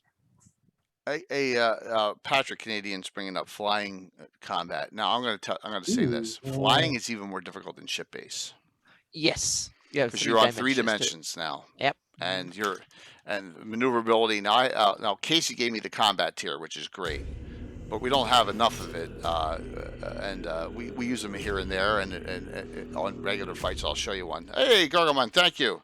Good to see you, man. Good to see you in on that. Coming in and talking mass combat here. As we're waiting for Tim, so I'll go to my third one. Switching screens again. So far, so good, Anna. This is working well. Yeah, it works great. Yeah. Yep. So as we're waiting for Tim, this one I just ran, and is this mass combat? You can decide. This was Return to Forest Green's Bastion. All right, here's the keep, and this location was the last 3 adventures I did before we started streaming, and I went back here, and this is up in up north of Narwhal, north of where I put Orlane, Lorraine instead of Orlane. And I had this one where there was a unit that came out of Blackthorn, and you may remember that was, and as you can see, all the giants that came out of Blackthorn, and notice the combat tier. See it right here? There's the combat tier, and there's Tom's character up here. So he's flying, and as you can barely see it in the picture, but I'm using a flying miniature there with a combat tier. So this is the Bastion, and as you can see, there's ogres, and there were some ankegs back in the area, and there was a prismatic wall placed. And once again, there's a prismatic wall. I remember everyone commented that about the pig pen, and the pigs are just going about their business. Yep. So yeah, that was the kind of comical here.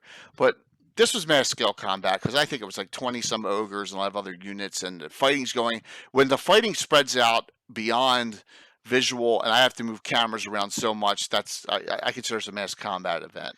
So that was the last one I did, and it wasn't that many adventures ago, but it wasn't a massive fight, but it was fun. It was a fun fight. There's all the dead ogres, and and there's our prismatic wall, and there's our Mhm. dead ant kegs behind, so.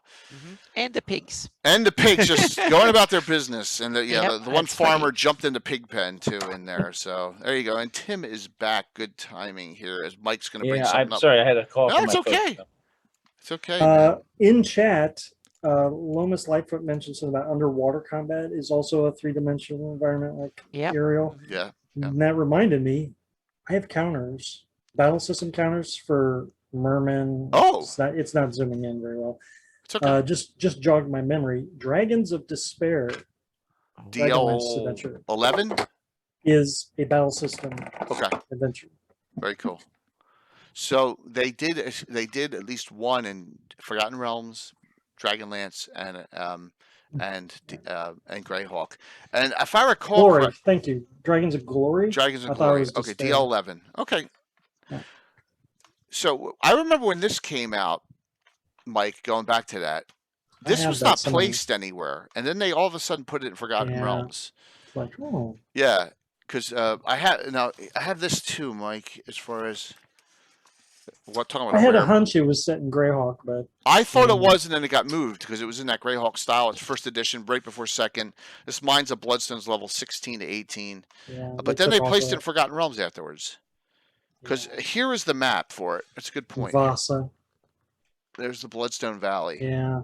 Anna, you remember it? Ever take a look at that? Not much. Okay, Nope. all right. Nope. I'm just curious. Yeah, because it's not Greyhawk, so I haven't looked at it much. But I don't think it was set until after the fact. Kind of like Alec Bar was. Oh, okay. It was shoehorned in afterwards. Yeah. Okay. Yeah. Yeah. It is. So there's a third game back to what I was thinking of. There's a third contender for my mass combat system during 2E era that may have been used a lot, and I just found the map for this. This is probably my favorite. Well, I mean, War Machine's my favorite because I get a lot done.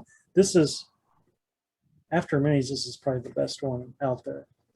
Check this out. Oh. This is, I don't know if you can see it all. It looks very, it's a battlefield. very cool. Okay? Yeah. It's a battlefield. And it's Birthright. Oh. Yep. Mm-hmm. So Birthright has a system of cards, unit cards, and what you can't see on here is that you array your troops on this side of the battlefield, this side of the battlefield. You're moving them, you're flanking, you're doing all these maneuvers. It's all about the maneuvers. That game was a lot of fun. What Birthright reference is that in? I think someone mentioned it earlier. Was it the main box set? I don't know. Is that I have the main box set downstairs. I do have that, but that's the only one I have. But for some reason, I still have this intact. I don't know where the cards are at. Wow. I'll have to take a look at that. That's why I mentioned Birthright. So it is the main box set. Wow, I have it downstairs too. I just thought shit downstairs. I should have brought it up here tonight. I missed that. But yeah, I was ready to use it. So, Saturn, what do you think of that set? What do you think of it in Birthright? I've never, Birthright was a cool idea, and I think this is during the 2E era when there's so much coming out. That was the early to mid 90s or late 90s. So it came on during the 90s when they were in decline. So they had, but I think they were fantastic products in many ways. It's a shame because all the different colored books, the brown books, the blue books, the green books, there's too much. It was overload at that time. They had extra things that came out later on the different kingdoms, and I assume more of those cards came out with their specialized units. Okay. But they should have done that for Greyhawk and stuff. They should have done the same type of product. They would have sold 5 times more than doing it for a special setting. They should have done the same idea. They should develop one base book and then simply develop the product line for Forgotten Realms and Dragonlance and Greyhawk and stuff. They would have sold way more. But instead of inventing another world for it. Where do you see the thing Bill the Mastercrafters on? Bill made for a contest. I still on my phone though. I didn't put it down. I'm going to show it probably on the Earth on Wednesday night. So it's pretty good. It's pretty cool looking. It's more than pretty good. Yeah. Oh yeah. And now we got 2 3D printers. Yay! Yay! They work again. Yeah. Good. So as far as whatever system you use, I think this is the most varied thing about D&D that I can think of, as far as rules go. I mean, Yeah. everyone. No two people do. No, Oh, and you put it on Instagram. Great. So the Instagram link should be there. Just so you can check it out. Everyone, right on this Instagram link. And please follow Bill on Instagram. yeah, No two DMs do it the same way. None that I know of in mass combat. It's Yep. So I was my. Reminds me of the third battle I remember that Jay ran for me. Okay. We're going to hit them all, Jay. Okay. You What do was which one? This one was where the enemy was all cavalry. The enemy was just like mass cavalry, and I kind of baited them. You know, I presented them the awesome target for them to charge, and so they charged at me. What they didn't realize Wall is of that my force. high-level wizard had put a wall of force that was actually shaped. It was actually shaped like this. So there was really two walls of force, but it was only 4 feet high. Yeah, it was like it was. So they're all charging like they're gonna get you, and their horses hit a 4-foot wall of force, and which pretty much got rid of the cavalry. yeah. See, this is what I mean And about then high and then the level ones that kind of mages. like they jumped over it. The second rank, some that maybe jumped over it, they charged and they hit the other part of it. So Yeah. See, this is what and now you understand, everyone. This is going back to when we're kids, what I've had to deal with Tim for 40 years. The tactical brutality of Tim is legendary. well, yeah. It's like if you use magic and stuff to its fullest extent, you end up with what would be more modern warfare. You wouldn't amass true, a true. lot of troops in one area because you can wipe them out with magic and stuff. Yeah. You will take away the heavy units. More like tanks become very vulnerable, and armored vehicles in modern day battlefields. So you tend to disperse them out. You don't use you had small light units. That's how fantasy combat. If you want fantasy combat the classical way, you have to tone down magic. You have to make counter balance. the best part is magic to and stuff. surprise the bad guy with your high tech. Yeah. Mm-hmm. Yeah. So yeah. There is a moral to the story here. The moral of the story is this. When fighting with troops on the bad side and the evil side and fighting against player characters, make sure you have your own baddies that are PC equivalents on the other that's side. not the moral of the story. Yes, No. it is. The moral of the story is this. No matter what system you use, remember 2 things. 1, D&D is supposed to be fun. Yeah, true. And 2, True. do it anyway, no matter what system. Figure out how you want to do it, what works. Because I'm referencing to these little fights. These are over 30 years ago. Yeah, it's memorable. And I can remember kind of what happened 30 years ago. That's how fun it was. Mm-hmm. That's the important part. It should be fun, whatever system you use. And True. those are memorable. They're memorable because, it's like the smell of victory is awesome. It is, and it may have set the course of the campaign for years to come too, when you think about it. Yeah. So, and that's a question someone else had in chat. So, will I run another mega combat? Yes, in my own style, and the answer is soon. And I think I've talked about it, and that would be, and of course, I never know where I place shit, and I have a folder for every adventure, it's all over the place. I don't know, and it's like I'm brain dead. I don't even remember where I put this stuff. Let me check here real quick. So I mentioned Strandkeep Castle, and I meant Jason Zavota has been nice enough that he's given me some of the Gord books so that I can actually do research and figure out, the intricacies of Strandkeep Castle. Well, it's not that much of it intricacies in the book. Yeah, It's is there a floor mentioned plan? Right, exactly. but There's no there is floor plan, no now. details. There is yes, now. I was just going to say you will be the one defining. There it. is now. Here, yes. The Ruins of Strandkeep Castle is coming. This is a massive Gamescape 3D print that Mike Saxton, Retro Gamer Meth, spent 28 days with 4 3D printers printing for us, and then sent it to us. So Bill is putting this together, priming this, and gonna adorn this up, and we're gonna have ourselves a very there it is. This is at Mike's before he sent it, but yes, we're gonna have some fun with this. Actually using Strandkeep Castle in our game. So that's whenever Bill gets it ready, we will utilize that, and we'll see how that goes. That'll be Can we fun. start with the unruined one, and then after we have the fight, we have the ruined one? Yeah, that will be. That sounds like a Right. So- good plan. Tino, that's a good point. So in mass combat, I think we've all decided that if you're not going to run just a war game Axis and Allies type, or you're gonna have to do a synopsis. So, and you're doing a little battle discussion, or your player characters are making decisions.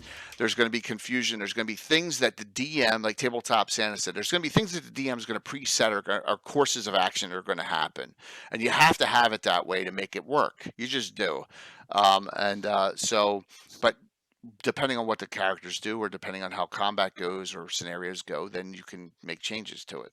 No, I agree 100%, and I've done that a lot in the Shieldland scenarios. With the army, and an entire army got destroyed as they appeared. From the undead army of zombies that appeared every day.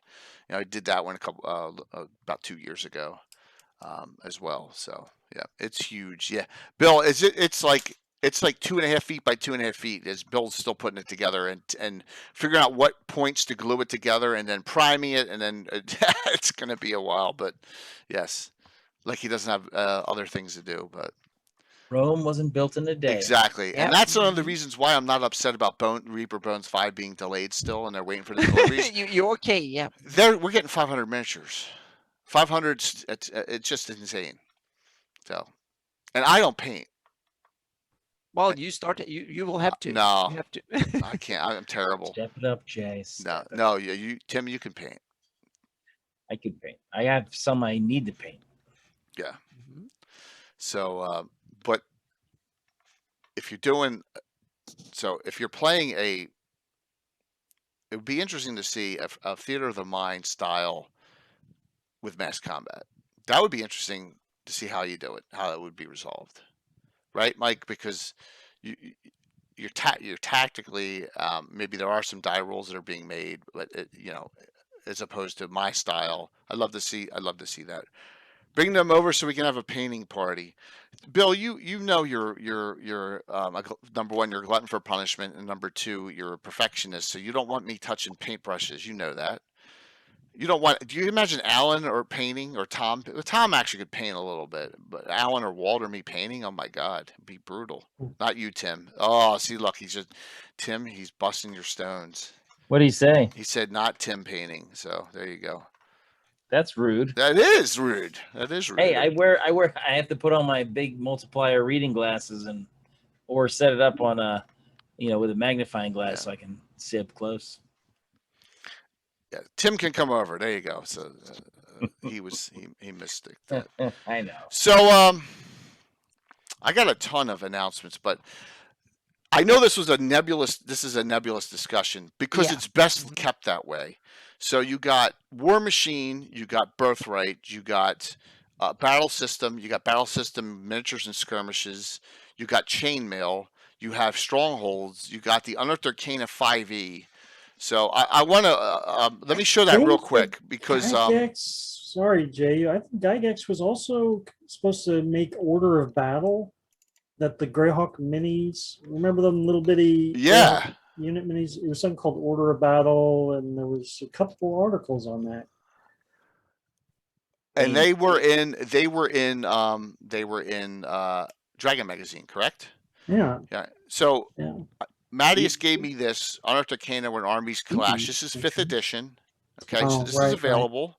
All right. I honestly I didn't have a lot of time to delve into this. It's 5 pages long. Okay, It's Unearthed Arcana, close here's mass combat. Well, this is playtested material, so this is available too for your 5 years, and it's very short, so something you can utilize. I'm assuming a lot of these have the same basis. Actually, that might be closer to what Anna did. This is something that involves CRs and Okay. Yeah, I read that through, and it is like a more complex version. I used the even simpler version, but it's the same idea that I had, but this is more complex with more cool features than I had. It's in the Cannon Fire Discord. Okay, I know it's in there. Mattias linked it today, so it's only a few hours back. So if you want to.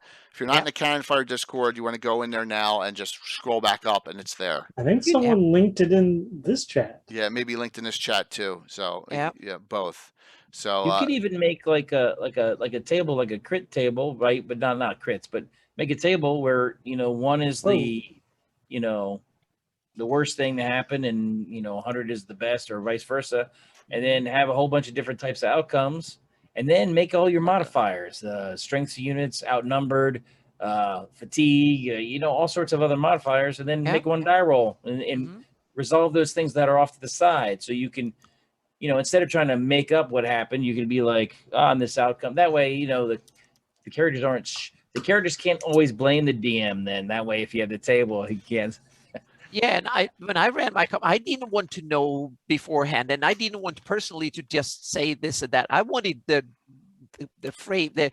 uncertainty of combat to have the outcome, so to speak. It was a lot of interesting things, and it got more complicated, and Right. we had a lot of fun that way. I think fighting that way, someone may win, but sometimes the winners are like they're hurting too. So it's like it's a Pyrrhic victory. It's like we won, but now there's hardly anyone left to celebrate winning. Was it worth it? And that's also, you gotta have that. You gotta have some kind of like I like killing off friends of characters. I like killing off PCs. You all know that by this point. But like friends of PCs and the NPCs and acquaintances, I don't have any problems slaughtering them outright. Yeah.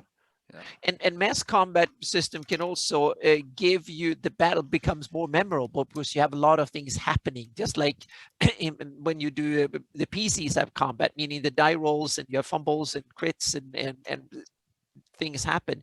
The mass combat will elevate these kind of interesting happenings to a larger area, so to speak, a bigger stage. The important thing is to not overcomplicate things, to pick something that suits your style, so to speak, and the time you want to spend on it. So finally, this is up Anna and Tim's wheelhouse. And Patrick, Canadian Ancient Gamer, linked this for me. And this is logistics. This is from Dragon 94. An army travels. This is Catherine Kerr. Large-scale logistics in a fantasy world. Army travels on its stomach. Yes. Yeah. So there you go into what Tim and me talked about a little bit. You go into the kingdom rules, the realm rules, so to speak, the realm level rather than the battlefield level, so to speak. And those rules there are why the siegers sometimes have it worse than the besieged. Yep. Because as you move, you can forage as you move because you're just eating everybody's stuff as you go. But when you're not moving, you can only get so much, and it's like, how do you keep them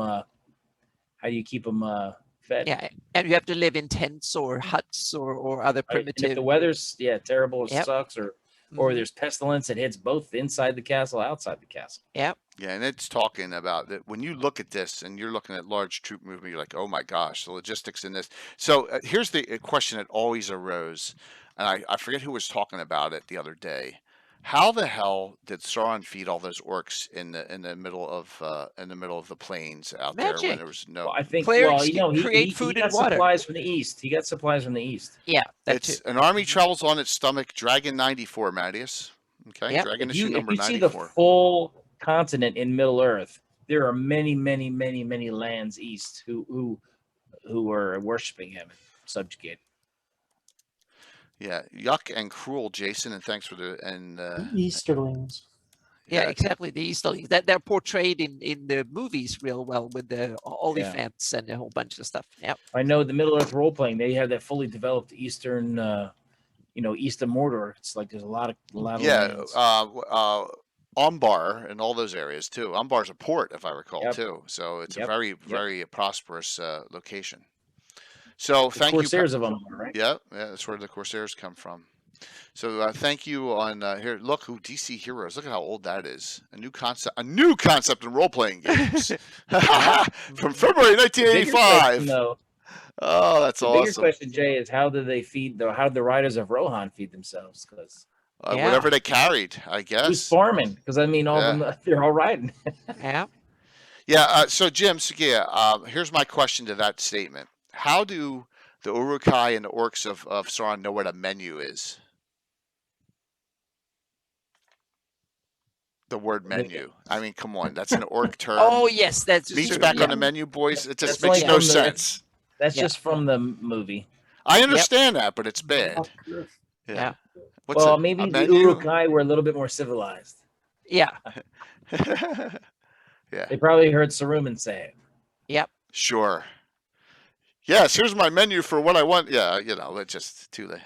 Hey, Menu it's might probably like, can you not get be man literally flesh? be this. Menu is the word for what we're going to eat today, so to speak, or something. So yeah, you have to give them some leeway. Saruman might have just said, "Don't worry, boys, meat's back on the menu." What's that? Yeah. Meat, you're gonna eat meat. All right.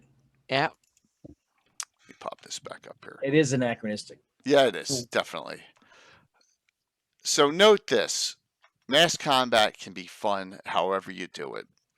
Do one thing for your players if you're a DM, and that is just make sure that they understand up front that, especially if it's the first time you're doing it, hey, you may not know how it's going to go. You got to take into consideration. You don't want to kill off well-established player characters in mass combat, especially. There's Chuck.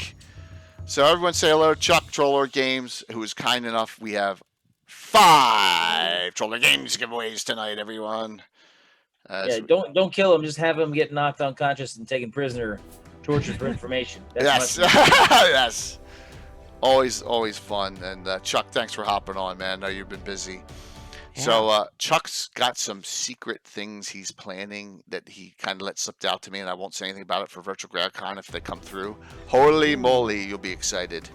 So it'll be really, really cool with Chuck, and so we got some real great plans for GradCon. Working on that. As you know, Troller Games is our main sponsor for Virtual GradCon. And the only one we have signed up right now. The other ones haven't gotten back to me yet, so we're working on it. But do yourself a favor, and you may want to play test some mass combat first, or make it so that you have a way, as Mike said, have a way out for your player characters. Because it's very easy if you make mistakes to kill off your player characters. Certain. Yeah, You shouldn't lead troops that are in the front line. Yeah. I don't know. If you get to the point where the player characters are running kingdom-wide armies, maybe they deserve to die. Maybe it's their time. Or maybe they're good, the conscripts arrived. Would you like to be up the front with me? No, my lord. I would feel like I do not deserve that honor. Yep. My friend over here, Lord so-and-so, he would love to be next to you. Yep. Yeah, PCs are like Conan. I agree, Mattias. Always lost. I have as I love the Dale Assure's description of my game. It's a heroic level Greyhawk high magic campaign, and so they're there for a reason. The heroes are there to save the day, and it may not be that way with everyone else, but you just don't want to kill heroes off in high level combat. Now, if the heroes are fighting in direct combat, high level characters on their own, Well, it's through the polearm. yeah. One-on-one, then it's okay.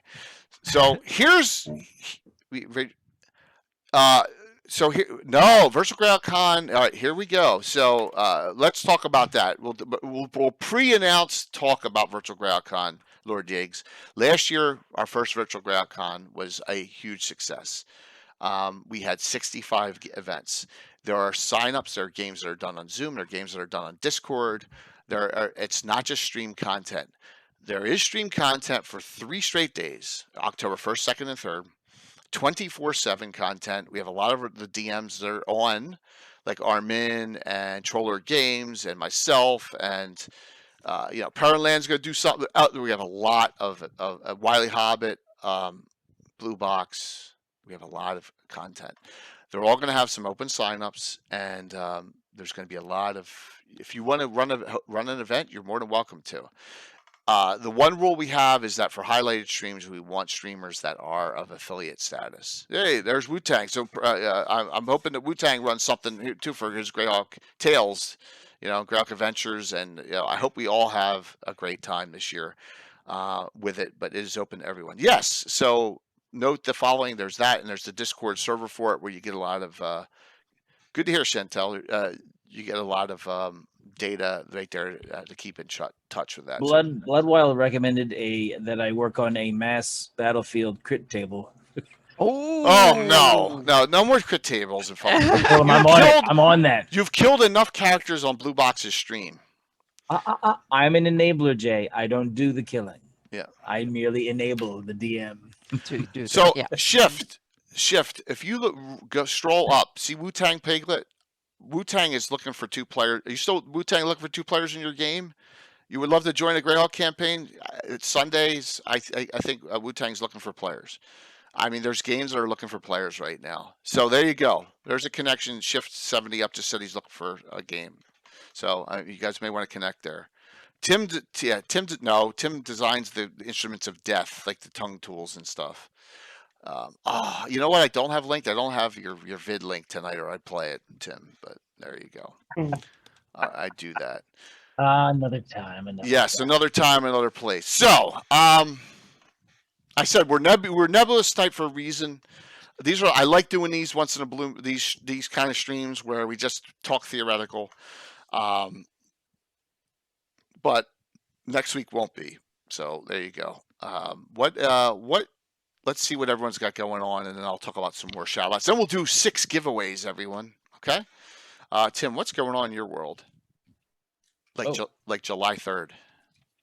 July 3rd will be the first installment of the Barbarian Underdog campaign. Here it is. I forgot the name of it, so I just put beginnings now. Tim, I could change it. It's called Desperate Land. You're right. I forgot. So I will change it. There you go. Desperate Land. Saturday, July 3rd, 10 a.m. Yeah. Right now. It's set the fall before the first Dark Hand adventure. The Dark Hand adventure was high summer, so this is the fall before it. So that they have to figure out how to, as underdogs, survive the winter. So is Chuck playing in that? Right now, I think so. Yes. Chuck Compo's in that too. There you go, Chuck. Oh, only if he gets me his character sheet. Well, you better get on it, dude.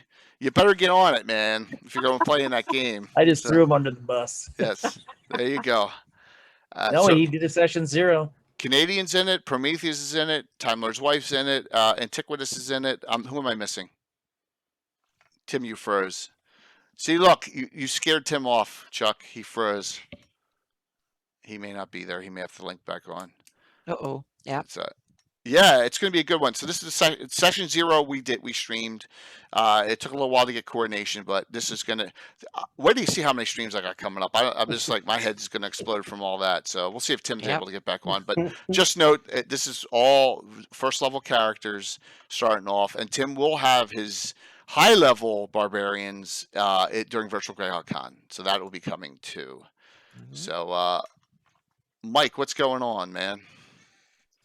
Oh, besides streaming once or twice a week, I'm let's see, on Monday, I think, is that tomorrow? Yeah, tomorrow I'm getting involved in Rich's and Gary's game. We're tooling around in the South Seas. The Saturday game? No, this is a Monday game. Oh, the Monday game. Okay. Yeah. This is the one I'm in with Gary Holy. We're down in the jungles doing just surviving, otherwise, I'm still waiting to see some of my stuff published. We had North Journal out recently that I have an article in. Awesome. And I'm still waiting on the Underdark Ghost Fest. I'm sure that's coming down the pipe. Well, we had a talk. Were you on when we had a talk during Great Talk that I don't think they're going to wait for the last one and they got to get That's it why out. I said it's coming. Get it out. Get that thing out, man, because that's got some great content in it. I can't wait to see that. Yes. But no, this discussion's definitely got me now pondering. I always come back to my interest in battles of Greyhawk and various forms. I start tinkering with that again. We'll see. I have an idea, and there's no way we can do it for Greyhawk Con, but maybe, well, it depends on if I go to Gary Con. And I know someone does the Battle of Emerald Meadows and Chainmail, and I know that Lord Yiggs said he did it. I would love to recreate the Battle of Emerald Meadows as I envisioned it from it started my campaign off in 1980. Yeah. Well, actually it was 78, but I would love to do that. That would be awesome. Very, I very could cool. definitely have some input on that. Yeah, definitely. That's something we should talk about down the road. These things come and it's like, whoa, that's a great idea. So, well, cool, Mike. I appreciate you hopping on and giving us your input on this one tonight. Yes, I indeed. really appreciate the War Machine discussion because it sounds like that's a good one to go to for super mass scale combat. And make it quick and easy. So, very, very cool.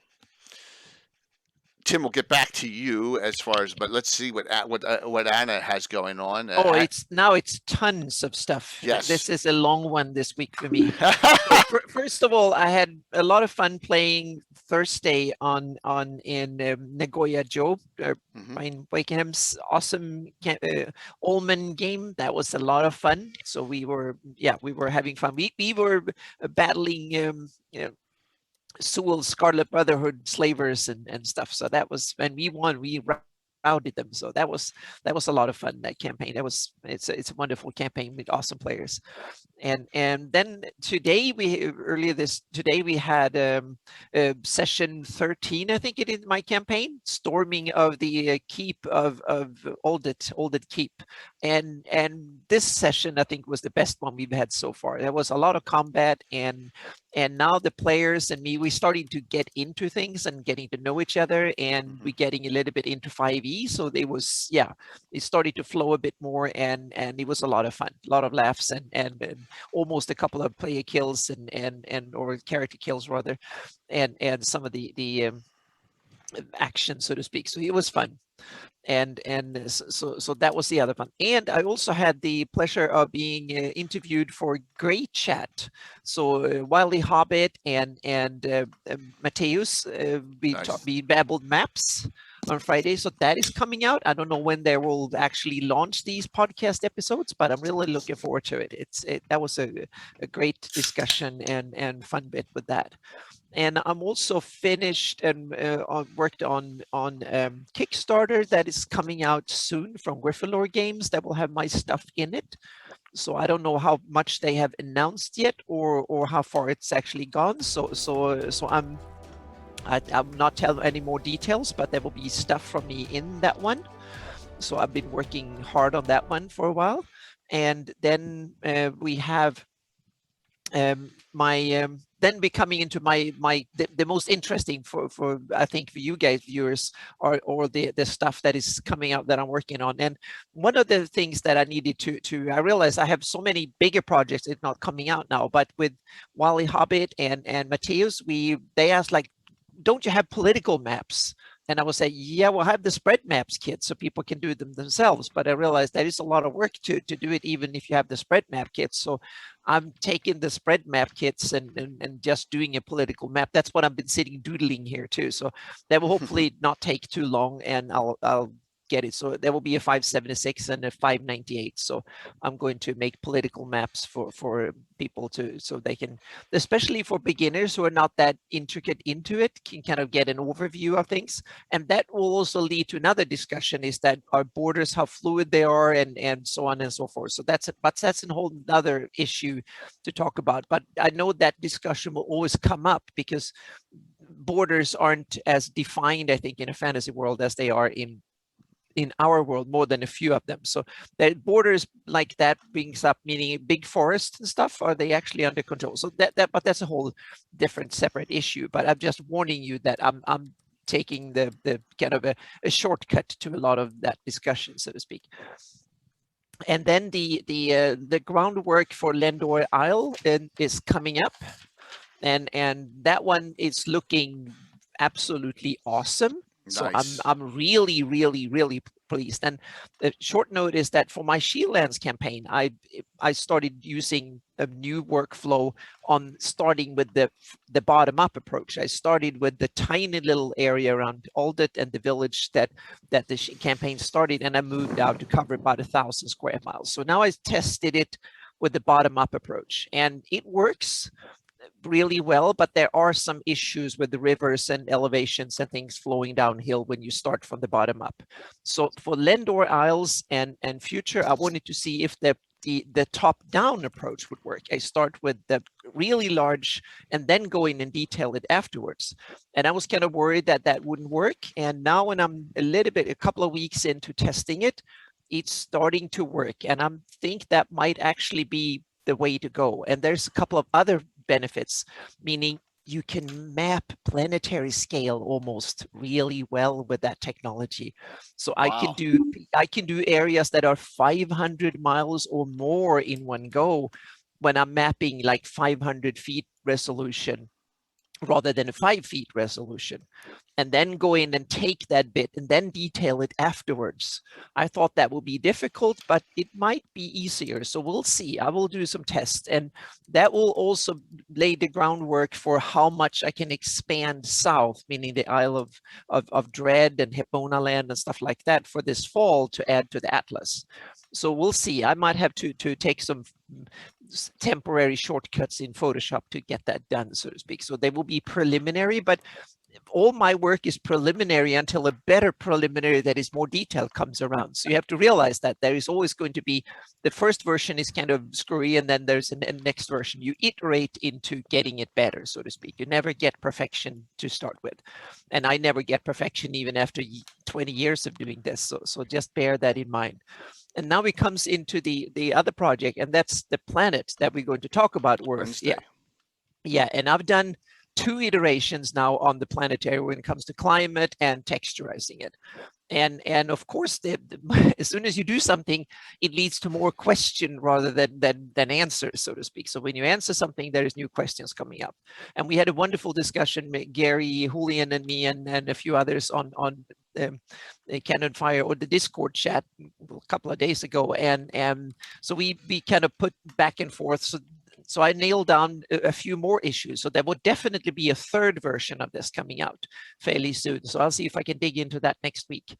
And because now I have the routine, and it's only Photoshop, so it doesn't take that long to change things. So to rework some of the areas, so it will be even better. So that will be coming. And then I want to take the Earth model even further, so to speak. I want to do things like what people said, oh, what about the ice coverage in winter and stuff? And I realized, of course, we need to look into that too. So and then you have the ice ages, and yeah, meaning it's a bottomless pit you can put hours and stuff into. But thanks to all the awesome patron support, I actually have time to dig into stuff like this now too. So and I'm just loving it. So there will be more coming that way, and we'll political maps, and there will be a bunch of other stuff, and my campaign stuff is coming out too. So there is, and then we have the mapping show with Alyssa Faden that we have to dig into. I need a banner, Anna. Oh yeah, I know. Yeah, I'm waiting. So, yeah, but I almost had it, and then Alyssa said, "Well, I need to do something too." So, and she wanted to add things. So we were set in limbo for a few days, but we'll have to sort it out. I'm waiting so I can put the ad out. Yeah, and I promise you, I'll give Jay some scans of my earliest work and some of the earliest maps I did 25 years ago, and maybe even earlier, so you can see that my maps are crappier than yours back then, definitely. So you can see that when I started, meaning Mike's maps look way better than mine did 25 years ago. So and I've seen so many other maps, and it was all of your guys and Darlene and others who made me want to try and improve. So yeah. So that's that was, I think, most of it. I tried to be really short. It's okay. I probably forgot 3 or 4 other things that I'm working on as well. Yeah.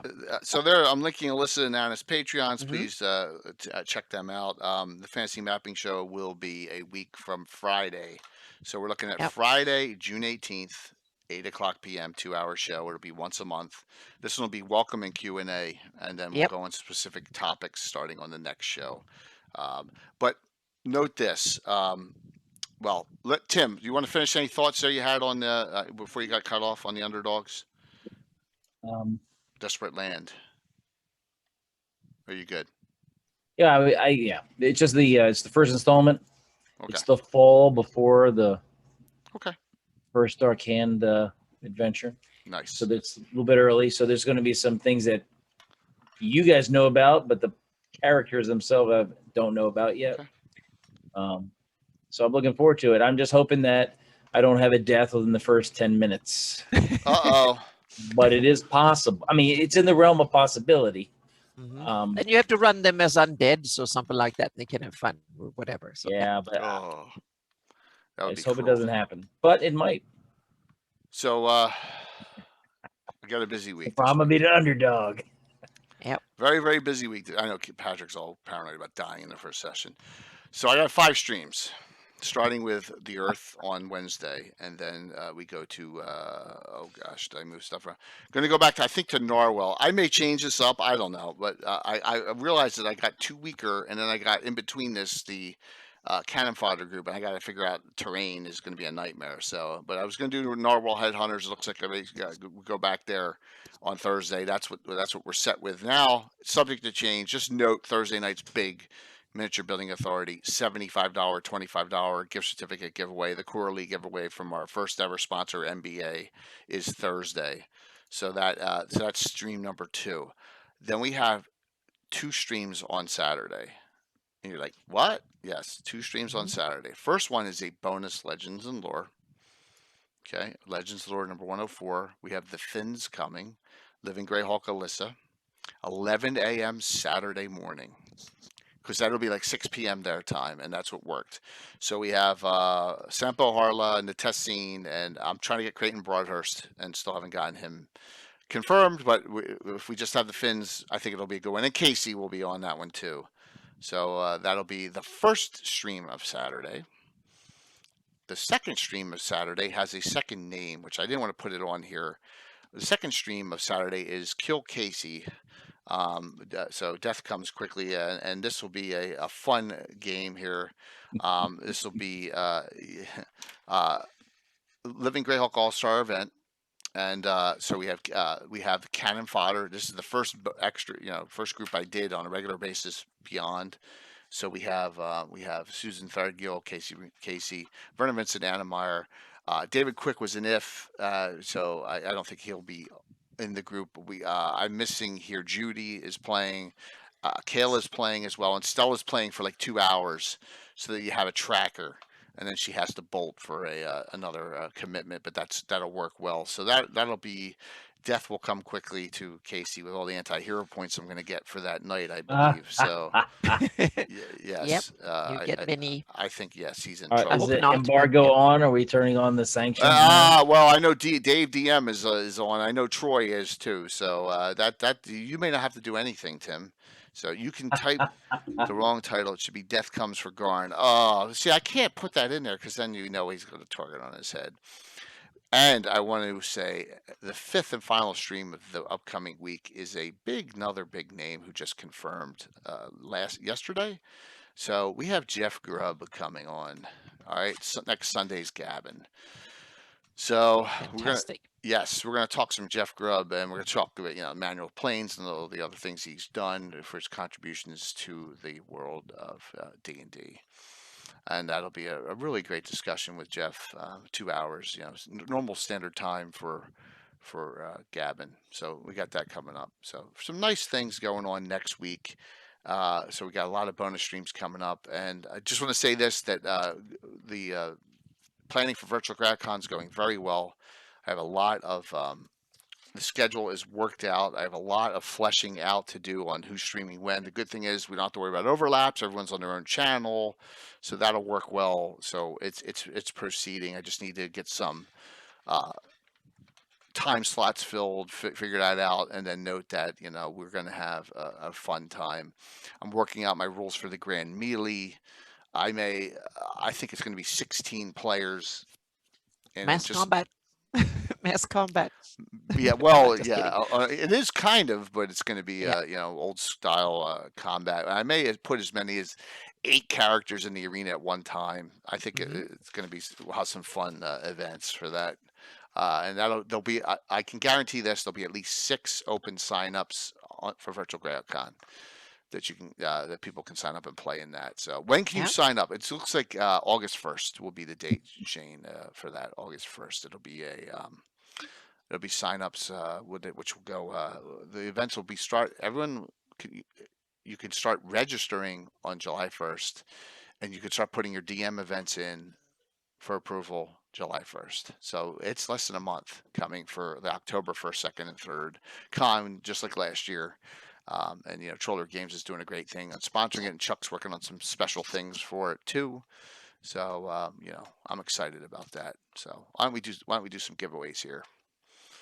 Alrighty, sound good. Now, you guys are gonna have to decide this.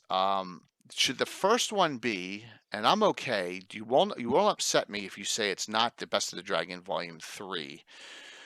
But there's 4 digital downloads of Fields of Battle. Let me throw the Fields of Battle up real I quick might have once to get in again. on that. Yeah. Let me just put that up here because okay, there's 4 of those, and there's also one that is the digital plus the book and shipping, which is a lot of money, and also the Best of Dragon Volume 3. So the first drawing winner is going to get their choice of those 2. Do you want the Fields of Battle hardback book or this? Winner number 2 will get the other one. Winners 3 through 4, 5, and 6 will get the digital download. Fair enough? Does that make total sense? Save the Best of the Dragon for last, but then New York, someone who's up early who won it may want it. So I'm going to make this the second, right? I think it's, yeah, okay, because you can't win twice. So, yeah. All right, fair enough. So you can decide, the winner number 1 can decide which one they want between the 2. Fair enough? Okay, cool. All right, so here we go. Last call for signups. Go ahead, hurry up, 10 pick seconds. 10 seconds. And thank you for that. Thank you for that follow. I mean, we're cranking out the followers now. Everyone, thank you. Really appreciate it. I think everyone's in. Tino, you're in already. I know for a fact. There, Lord Forth, you're in now. I'm going to close this out. Yes. Okay, that is where it is, right, Mike? That's where your rules are for. Yeah. Yeah, I got that at a comic book store. I had Nice. lost the box and the second book that comes with it. So I saw that, snatched it up. Here we go. And Chuck, thank you for all the generosity here. Great sponsor that they are. The winner of your choice of the hardback Fields of Battle with the digital download as well, or Best of Dragon Volume 3 is Coma. Coma. Yay, good. Let's good, see if good, good. Coma. Yep. I know Coma's always on for these. Coma's on. Mhm. Yep, Coma 808. that is a good one. Coma, which one do you want, Coma? Coma, do you want the Fields of Battle or do you want the Best of the Dragon Volume 3? It's your choice, Coma. The other winner is Obsidian Risk. You're going to get what Coma does not decide on. I know Obsidian Risk is on too. All right. So Coma, yep, Coma is in the is on the West Coast now. All right. So Coma, you just tell me. Do you want Fields of Battle? There you go. Obsidian, you get the Best of Dragon Volume 3. Okay. Alrighty. Awesome. I think I have Obsidian's email address already to send that to you. The next 4 are digital downloads, and I'll get them. I'll get you Coma and everyone else will get their digital downloads tonight. At some point in the evening tonight. I have them. Chuck's already given them to me, so I will just get them to you. Please make sure I either have a Discord for you or an email address to send the code to. One of the two. It's the easiest way to do it. All right. If you don't think I have it, just whisper it to me in Twitch chat. It's fine to whisper it to me. Here come the next 4 winners. All right. Winner, Sorrow's Tale. All right, Galger. Congrats. Yay, I got your Discord. I'll get you a copy. You get the download. All right, digital. Next winner. Lord Forth. Lord Forth. Congrats. I have yours. Yep. Digital. 2 more. Enoch Pratt. Congrats, Tim. Mhm. Digital. Darn, the wrong Tim. The wrong Tim. The last winner. And don't forget, we'll have some kind of giveaway Wednesday, and we have the big $75, $25 gift certificate coming up on Thursday as well. That's Nafim? Wow, that's a name I am not. Nafim 4109. Oh, that's a new yeah. one. Let's see if Nafim is on and is here to claim, which is great if we got someone new winning something here. I don't see him on Does anyone? I don't see him in chat. I'll give him 10 seconds to claim. We may be picking Yep. again. I don't see him on. You're Could gonna get still be another a shot at contender. this. Yep. He's Mhm. not in chat. Yep. All right. Quicker than that. So here go. We're gonna pick one more. Not in chat. It didn't see him in the chat at all. Rocks. There you go. There you go. Rocks. Yeah. Congrats, Bill. Roxifarius. All right. Digital. Let's raid into Kayla, Time Lord's wife. She's got a D&D game going on. Cool. Alrighty. Obsidian Risk City already had that. All right. So, I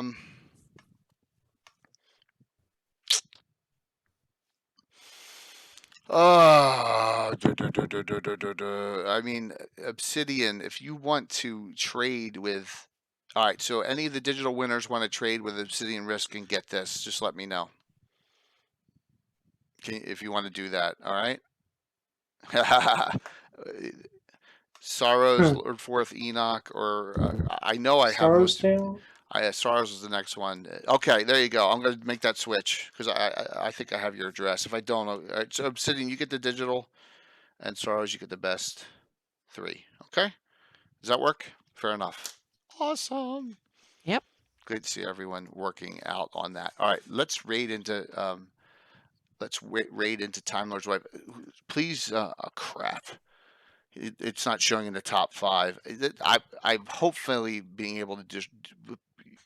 Please do me a favor, go over there, a couple people, and open up a second window now, and just gotta get the numbers up because of this weird Twitch glitch that's going on.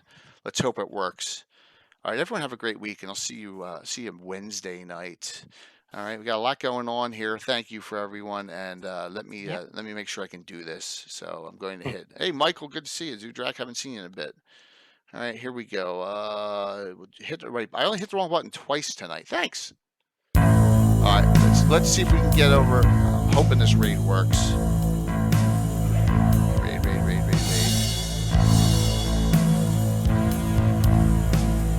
Please work. I hate Ask that. combat word of wisdom. What if you had a war but only one side can? Yeah. I want to run a It's working. Good. Cataclysms. If you haven't followed Kayla, please follow her when you get over there. 70 to 71. That's awesome. 72. Beautiful. 5, 4, 3. Thank you. 73. 2, 1. See you Wednesday night. Thank you all for the great support tonight. This time I got to remember to turn off the broadcast.